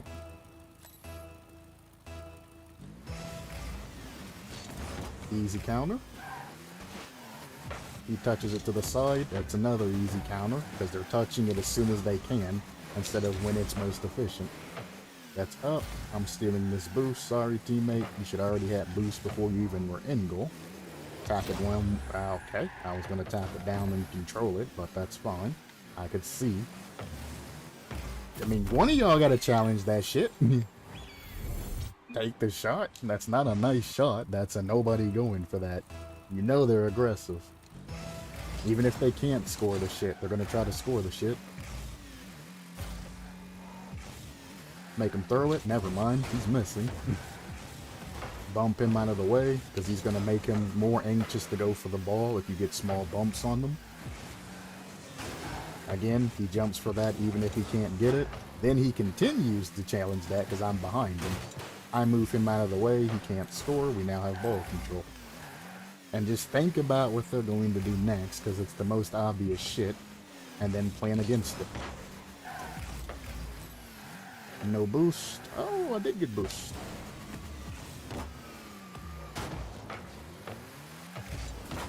I missed. No, it's in.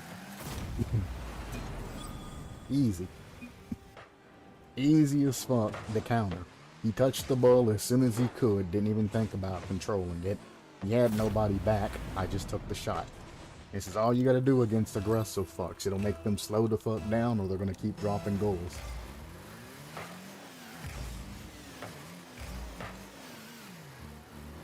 He'll challenge it. And now it's perfectly for teammate to grab it. He's going to go back, probably try to grab boost, maybe challenge. I'm going to hit it across. Teammate wasn't set up yet. That would have been a goal, though. Pop this up over his head. Hopefully teammate sees it. He didn't. Teammate hits it backwards, which is real bad in this situation. We're starting to play like them. Wait on teammate to go. Stay in goal just in case shit don't go well. They'll pre-jump that shit. Exactly. And there we go. He faked his other teammate by pre-jumping that shit randomly. One guy was reading it when he pre-jumped, Essence stopped. And that little bit of hesitation from that other guy jumping, like what happened to me that other game, lost him that save.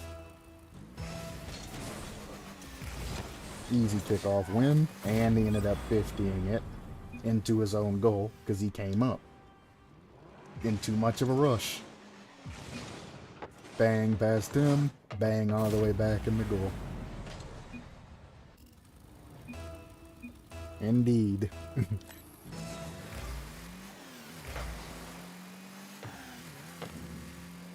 Pop that off wall. Push him to go back. He'll challenge that. I wasn't expecting teammate to basically platter that for them. But we're fine. Pop this up, because you know he's going to challenge it. I don't need to know where he's at in those situations. He'll turn and challenge this. There it is. And now we win. Aw. Almost win. Thank you for letting me have that. I'm going to pass this to my teammate. Never mind, teammate jumped up the fucking wall instead of waiting on the pass. That's a free goal. Come on, guys, we can't be playing stupid. As soon as you seen me go up the wall, you should assumed I was either going to hit it across or I was going to pass it down. I'm still following it. You should not be flying. Be different if you said I got it. Then I could probably go for like a pinch with you or some shit. Is that in? Nice. That situation, it doesn't matter who gets it. One of us sends it, the other one plays support. He's seen an open opportunity. I mean, I seen the same thing, but he acted on it faster. So be it. Didn't matter who got it there. I'm not mad or anything. It's just good play. Maybe. That's in. And we are constantly dunking on these guys because they're not trying to control the ball. They're all speed and all aggression all day. Free jumping, doing shit like that. You don't have to do all of that. This is how that previous game in the past went that we got like 8-0 or 0-8 or 0-4 or whatever the fucking score was. Whatever the score was. This is how this shit should have went. They want to be aggressive, we take advantage of their aggressiveness, and then we just keep pushing. As long as I go, I can fake it, do whatever, and we can still get plays off of it. I can't score that. I was going to pop it over for him to score it, though. And then you get GG well played, and they leave butt hurt. And that is the simplest way to handle aggressive players, but you have to have your team along to help counter that. Because if not, it's not going to matter. Either way, that's it for the day. I see that Ninja never came back after being timed out and all of that. He couldn't type in chat anymore, so his kid ass decided he wanted to leave. Shame. I don't feel bad about it. I made it to where he couldn't type in chat, so he could watch the content and say whatever he wanted to himself. Just basically. Well, I mean, yeah. At first, I was just going to give him a small timeout, but then I decided, nah, I don't want him typing in my chat anymore.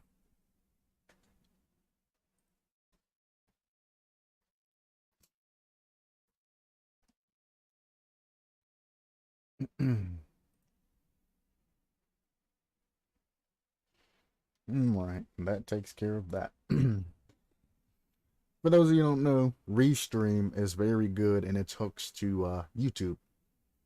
On my Restream chat, all I have to do is click by their name, and then it immediately says block user on YouTube, and then I can block users on Restream, to where if they want to comment, I can make it to where they're commenting, like, if somebody comes in and, you're streaming and they're having a side conversation with somebody in chat, and you don't necessarily want to see that because you're doing something else, you can just block them off of Restream and they can talk to each other in the regular chat, and you don't have to worry about that shit. Then you can just straight up block them off of YouTube entirely, to where they can still view your content and all of that, but they can't comment on any of your content. And I'm fine with that. It stops them from interacting with it. The only thing they can do is watch it. So I'm like, if you want to sit there and you want to watch the content, fine. I probably would never take away anybody's right to watch the content, but I will take away your ability to interact with me, because unfortunately, I don't care about most people in the world like you probably don't care about most people in the world. You don't know all 4.7 probably plus billion people, or minus, because COVID did do a bit of work. People in the goddamn world right now. Nobody knows them, so how can you say you care about somebody that you've never exactly met? And no, I'm not trying to tie this into religion or anything like that. You can fuck off with that. Everybody's allowed to have whatever the fuck religion they want. If the religion don't agree with your religion, fine.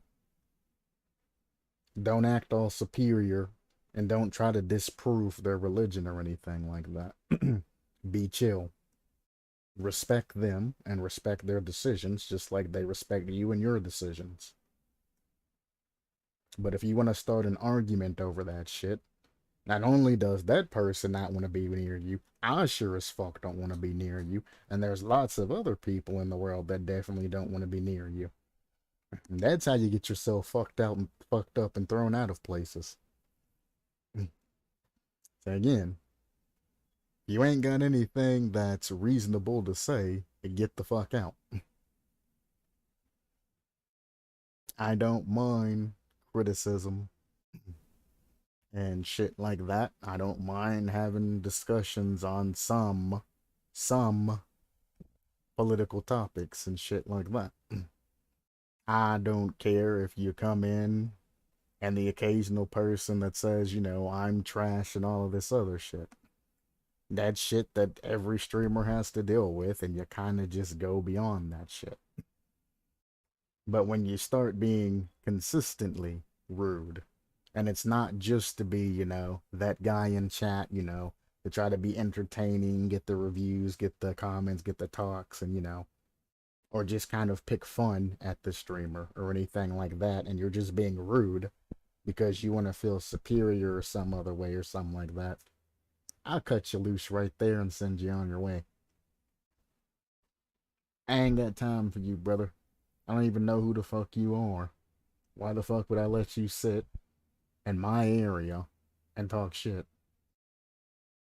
And you ain't even got any content. You have all of these wins and shit like that. Yeah, I can say I won that shit like 20 fucking times and shit. And I can say a whole bunch of other shit and brag. Don't mean it's true. You ain't got proof of it. How the fuck am I supposed to verify that you have any wins? Hate to tell it to you, Boudreaux, but people lie on the internet all the time. I can search something up that I know to be factually true, and I can probably find another source that says, no, that shit's not true. It's not true because of this. And this is where you get to like the flat earthers and, the regular fucking earth versus the flat earth versus the dodecahedron earth and all kinds of other theories on the shape of the earth. And how we've never been up to space and we don't know what the earth looks like, even though you can clearly look into the fucking sky and see satellites going, orbiting the fucking earth. You can look at live images of that shit that stays there. It stays up 24/7 of the earth. You can look at areas or the little podcasts with the astronauts and shit. I don't know about you, but there's not a lot of places on the earth that has zero gravity. You know what I'm saying? Because you can tell when it's air lifting them up because everything gets, I was going to say everything gets saggy, but I don't think that's I don't want to explain that, but you can tell when air is pushing against something to keep it up. So, I mean, it's not air. It's not wires or anything because they're playing with shit and then they let it float off into the distance or do whatever they're doing. You can't do that shit with wire. Wire tangles up. And then once it tangles up, it reverses direction to untangle itself. So explain. Those of you that we've never been into space, what is that? Editing can only get you so far. CG can only get you so far. CG can be disproven. No matter how realistic you make something to look, it can always be disproven, whether it's real or not. If you edit something, there's always evidence of editing being left behind. Even if you throw it into an editing program, resend everything, resend it, repaste everything, how it exactly happened. Take it out of the editor, and then send it out as whatever file you want. It's still going to show that it wasn't in the original format, it's not the original file. It's been ran through an editor. We are in a very highly advanced society, past the past. Hell, in the past, they didn't even have colored televisions. And if you go back even farther, before they even had televisions and all of that, shit like that. Internet is fairly new. Internet hasn't been around for that long, and it's evolved so far over its shit start. Nowadays, you feel like looking at something, you search it in, and you damn near instantly get a result. And when I see people that type that shit in and it takes like 3 to 5 seconds to, search, they get all stressed and shit. And they're like, this is so fucking slow. This internet's dog shit. I'm like, shit, you only had to wait 5 seconds? Brother. In the past, just searching for a picture, I could search that picture, go make fucking dinner, fucking go do my goddamn chores for the day, and all of that other shit. Come back, sit down, and that bitch only be about 3/4 the way loaded. God help you if you wanted a full movie or video. God help you. Or you wanted to download an entire file. A small, like 1 GB file. Shit, that shit'd probably take you like a fucking month. Then they came out with 10 megabits a second. And everybody was ecstatic. Like, holy shit. This is actually fast. I can click on that shit and it damn near immediately pops up. Holy shit. And now we're at what, like 1,000 GB plus? Where you, by the time you get done clicking with that, clicking on that shit, it's already popped up on your screen if you ain't got a dog shit computer. And I'm like, shit, we've come a long way from the past. But our generation and some of the people in our parents' generation, they are the ones that started. We're the ones that ended up advancing it in our generation. And then the generation after it, instead of, polishing it off and further advancing it and making it, great, you motherfuckers are just abusing the shit out of it and really not contributing much.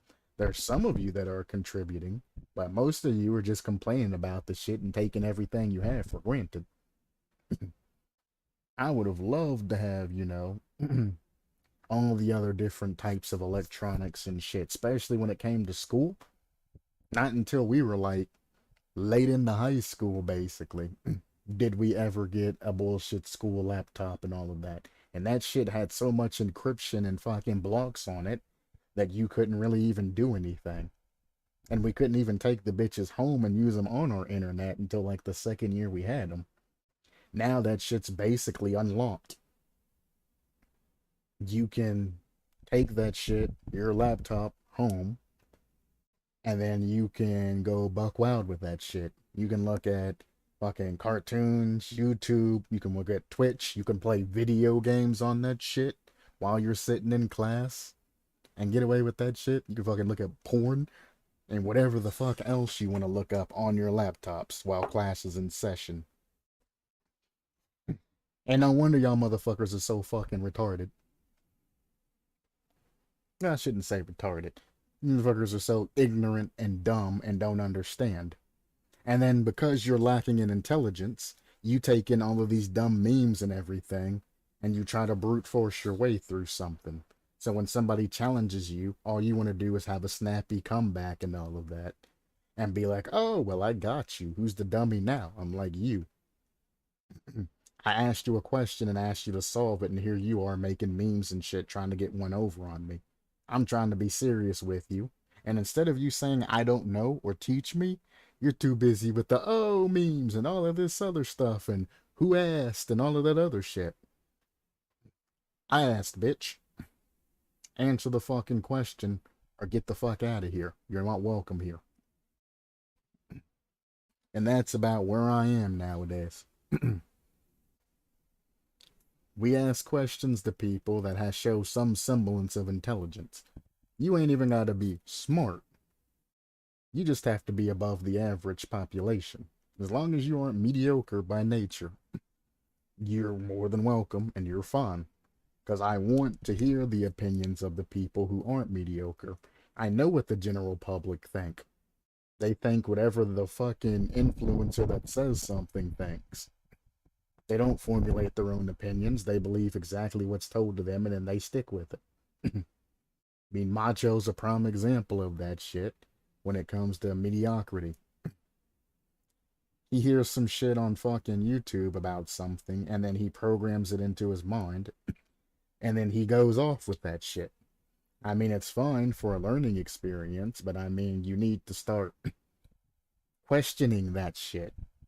And when I tried to talk to him about how that's not exactly true in all circumstances, he wants to get passive aggressive and get an attitude with me. And I'm like, I'm trying to help your stupid ass up and let you know that that's not true in all instances before you try to engage in conversation with somebody and you say some dumb shit and end up embarrassing yourself.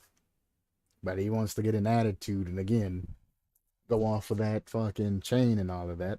And Macho's a year older than I am. I'm like, you're too old to be a sheep. If somebody tells you something that seems interesting and actually piques your interest, follow that up and get additional sources and make sure they're not fucking pulling the wool over your eyes. Because I can go off two ways. I can tell you exactly how Rocket League is the greatest game in the fucking world. People that listen to my shit are going to get a bunch of supporting opinions. They're going to get statistics and everything like that. As long as I don't talk about the community as a whole, the average player, it's fine. I can look at the pros lobbies, pick out select few pros, the ones that are happy-go-lucky and shit, the ones that really engage with the audience, that don't have any, problems with it. The good streams, the good Christian like streams. And I can put together a huge packet of saying how good Rocket League is. And have anybody believe me. That's just a sheep. No problem. And then I can put a packet together on how shit the game is. And talk about how they really haven't updated their engine, even though they're going to UE or UE5 after what, how many years? Damn near 10 years of SARP and Rocket League going through, how they don't ever really add in a large amount of game modes, and the game mode that they did that was popular, Knockout, you have 2 arenas to play on. The map is small as fuck. That shit took them like 10, maybe 20 minutes to make. And that's all we got after waiting so long, or how they keep reusing heat seeker, things like that. And I can have you believe that the game's complete shit. Or I could give you an accurate review and pull from every pool, put everything together, and give you a mixed review. Yes, the community has its super highs, but it also has its super lows. If you can get past the rage and toxicity, you can also find that this, that, and that, is fun. Or if you don't want to deal with the general public, you can turn the text chat off or play with friends on custom maps, give you a general good review. And depending on who you're talking to, they're going to give you different things. Like when I'm talking about Rocket League and play styles and shit like that, I'm giving you one alternative to a situation that happens. I'm not giving you every alternative to what you can do. And I know I'm not. I purposely don't do that. I just, instead of going up the wall, he can do this. He can catch it and then dribble it back in the field and get a good play off of it. That's one alternative. There's 1,000 things he can do. And depending on who you're talking to, whether they are a balanced mechanical guy or a non-mechanical guy, just, a basic Betty, will tell you differently what you can do. What you should try for, what you should achieve. So something as simple as driving forward and touching the ball, you can get 10 different iterations. Which is why I implore people not to just listen to one person, look that shit up, and keep getting opinions and different sources. Like if you ever go to college, you need multiple sources. You need like 5 different sources that you have to pull from to make sure you're giving everybody accurate information. People think it's a pain in the ass, but I mean, if you put something incorrect in your report and you're submitting this and it's wrong, you instantly are going to get denied. And the wait time on those are a pain in the ass. They are brutal. So yeah, if you submit a theory and the theory's not correct and has holes in it and it's only got one source, and I can Google that shit and within 30 seconds find out that you're, you know, not exactly on the right path, but you're kind of there. Guess what? That theory gets rejected and they tell you to reform that shit. Revise that shit. So yeah, that goes with anything. Anything that you think you're good at. You think you've mastered. You think you're doing everything fucking perfect. One, there's always somebody that's better than you are. And two, there's probably a better technique that you can improve even more that you just don't know. Colleges and universities and things like that are a conglomeration of information. But depending on who the fuck your instructor is, you might not even have access to half of that information, 3/4 of that information. They might only teach you what they believe is right and leave out all the extra shit. And until you go and look for that shit on your own, you never know. I was talking the other day about cooking, for example. Let's say cooking scrambled eggs. One person will tell you to put the motherfuckers in, get a fucking whisk the shit, get a little bit of oil up on high heat, throw that bitch in, and then you whisk the fucking eggs on high heat till they get done. Should be just a little bit fucking liquidy. And then the eggs are done. Another motherfucker that's meticulous would be like, you know, the fucking yolk of that shit's too high calorie, or the white part's bad, or some other shit. And they might tell you to separate the fucking yolk from the whatever the fuck the white part is. I don't even know what the fuck that shit's called, the white part. They might tell you to separate that fucking shit. And then only use one part of the egg. Because what other part's high in cholesterol or some shit and shouldn't be eaten by somebody else. And if you're taught to separate that shit all of these years when you can just keep the shit together and whisk it a little bit, you know, different ways to make the same fucking thing. Soup and chili. There's a lot of different chilies. You got white chicken chili, you got tomato base chili, etc., etc., etc. Different types of chilies. People will teach you different ways to cook them, different ingredients, different things like that. There isn't one super correct way to cook chili. There's a technique, you know, and there's temperatures to where you want to cook it, and there's things that you want to do with all of those, but depending on what kind of shit you're trying to cook.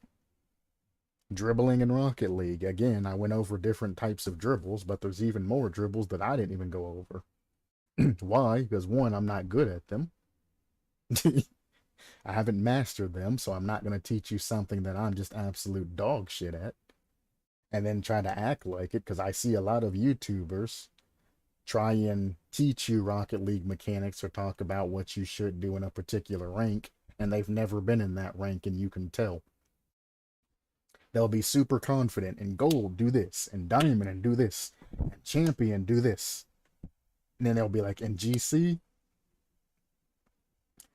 just trying to be consistent, you know, try to keep your game play up.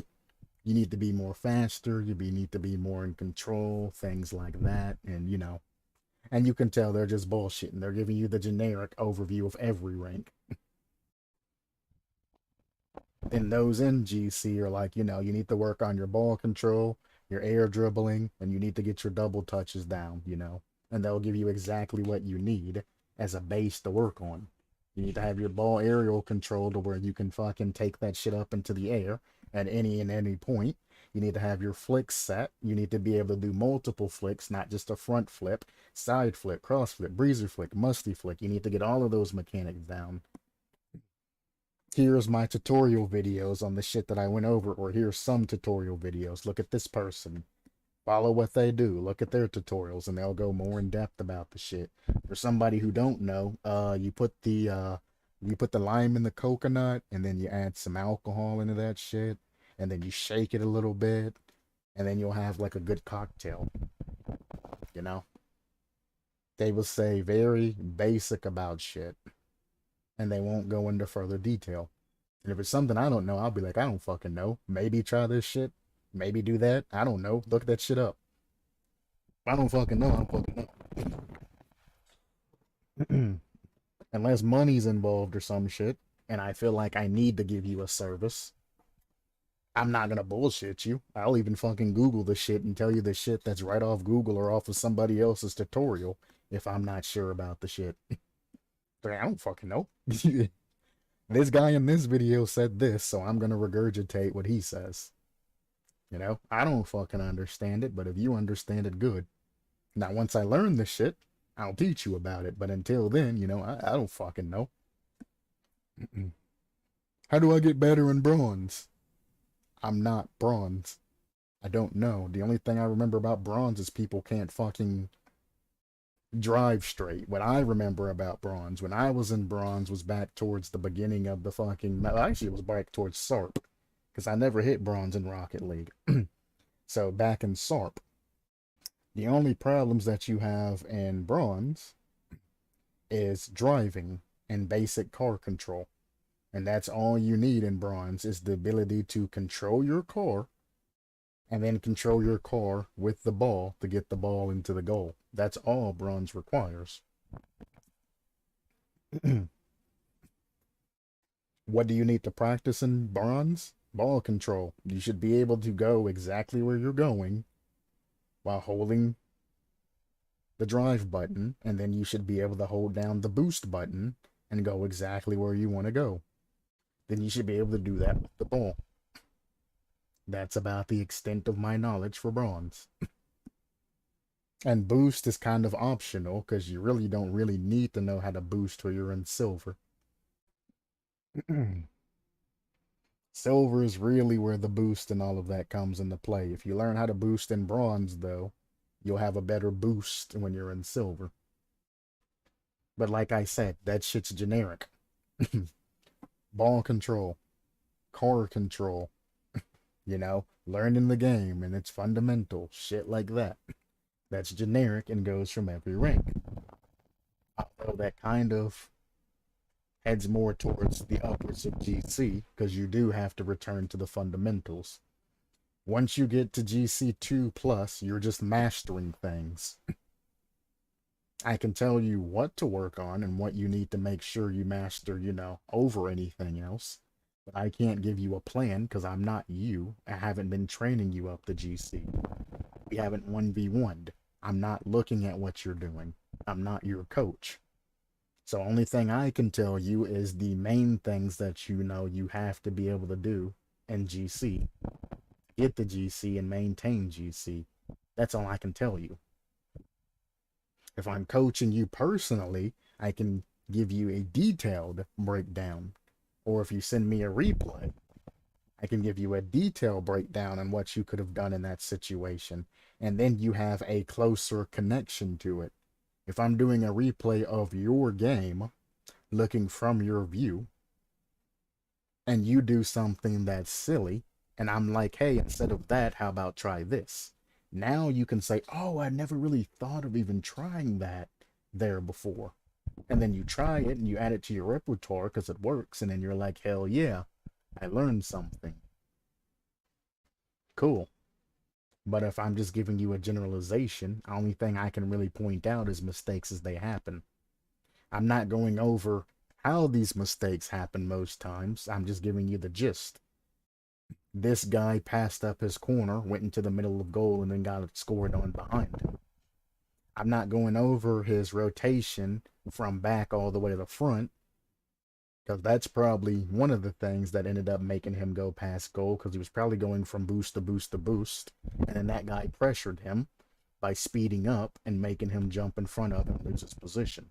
So if he rotated back properly and quicker instead of going for big boosts, he probably would have gotten back and probably would have actually been able to challenge the ball even before it got to his goal. But if not, would have been back and been able to get a better position. I don't know. I don't go over that shit unless I'm going in like an in-depth replay review. So you're not even getting the full story on what I'm doing. You're just getting the mistake and the closest thing or the last mistake that they did to basically put the nail in the coffin. You're not getting the line up to that in the full story. That's what you need to look up and figure out on your own. And that's kind of the tutorial thing that I'm talking about on YouTube. You can look at tutorials, look at pros playing and all of that and try to copy them, but you're not understanding what they're doing to get to that point to where they're doing that move. What's in their mind and how they're thinking and, you know, everything like that, what they're looking at, why their camera angles are the way they are, camera settings are the way that they are, etc., etc. You don't know. The only thing you can see is the end product. They did a cool move and then they scored. I can show you how they did the cool move, but, you know, the setup's this and then this is how you do it, but they don't talk about how they got to that point. And that's what you're missing in experience, which is what pisses me off about people that watches the tutorials and everything and thinks that they're, you know, prime shit when the only thing they seen was the end product, but they never seen the leading up. So the lead up, they're weak as fuck in, and they get dunked on and all that and don't understand. But they got good endings. They really don't have good endings, but they try to get good endings. That's kind of the main difference that you'll see in between that. And it's sad when you come across it. But what I do beg is stop the GC carries. Please stop. And if you are going to GC carry them, just like let them watch you play in GC2 or GC3 if you've made it that far, SSL. Because GC1's all about speed. No braining and speed. If you boost them all the way up from Diamond 2 in this case is that other guy, all the way up to GC, the only thing he's going to have to deal with is excessive speed. And when he plays in a regular lobby, he's going to figure that he's fast as fuck, boy. And that he's playing like a GC because he's fucking fast as fuck. Nobody likes GC1s, trust me. And not a goddamn person likes a GC1. At all. Not at all. Stop idolizing GC1s. Or GCs with titles, basically. Stop looking at them and stop being jealous of them. You don't want to be that person. You don't want to be somebody who's been boosted up to a rank that they don't belong in, especially that high. You know, you boost somebody from gold to like diamond. Okay, they'll probably fall back down to platinum, but okay, that's not bad. Diamond is where the general population is. If you boost somebody out of Diamond 3 Purgatory to like Champ 1 or beginning Champ 2, you're going to piss a lot of people off in Champ that had to go through that Purgatory and all of that, that's being dragged back down into that Purgatory. But it's still not the end-all be-all at the end of the day. If you can adapt and keep up in Champ, you won't lose your rank. If you can't, you'll fall back down to Diamond, and it don't matter what anybody does. You'll fall back down. But once you hit that Champ 1, no higher than Champ 2, stop carrying people. Leave them to their own devices. Stop carrying them. Stop playing with them in parties and all of that, and ranked, and stop giving them these easy wins. Make them get their wins on their fucking own. Even when Me and Macho played Rumble and all of that shit. And I was gonna get him, up. As soon as he hit Champ and Rumble, which he ended up getting Champ 3, which was kind of a surprise, but I guess we won the majority of the race. I said, all right, man, you're on your own. That's it. You're on your own. All you gotta do is just push through. You win like 3 more games and you're GC and Rumble. Then you gotta win your 10 games in GC, you got the title. He fell out of Champ 3 all the way down to Champ 1 in that season and ended up staying there. And again, if we do play Rumble or some shit like that, when we're at Champ 2 or Champ 3, I refuse to boost him up past GC and Rumble. Because you can get GC and Rumble while playing at a Champ 1 and regular 2s and 3s level. It's very easy to get GC. You just have to learn the game mode, learn the power-ups, and how to use them efficiently. And sneakily sometimes. He never understood that because we were playing together. He didn't have to go through the ranks and all of that and deal with the bullshit getting up. So he ended up falling back down to like Champ 1 and Rumble. Champ 1 and Rumble, again, is like low diamond Rumble. It happens when you're boosting. You can't really hold that high level. Regular Rocket League skills will get you only so far in each of the extra modes. They carry farther in Rumble because there's a 10-second regular game, playing in that, to where you can push through and get the goals and all of that. But at the end of the day, it's like, which is still my thing. I'm not going to carry somebody to a rank that I don't feel they belong in. I didn't think he belonged in GC, and if he proved me wrong, then we would play again and we could go beyond. But I'm not going to get you there. 2s, 3s, even in drop shot. I'll get him the Champ 1 in drop shot, which he kind of struggles to get sometimes, but I know he can do it if he just focuses and gets a good team.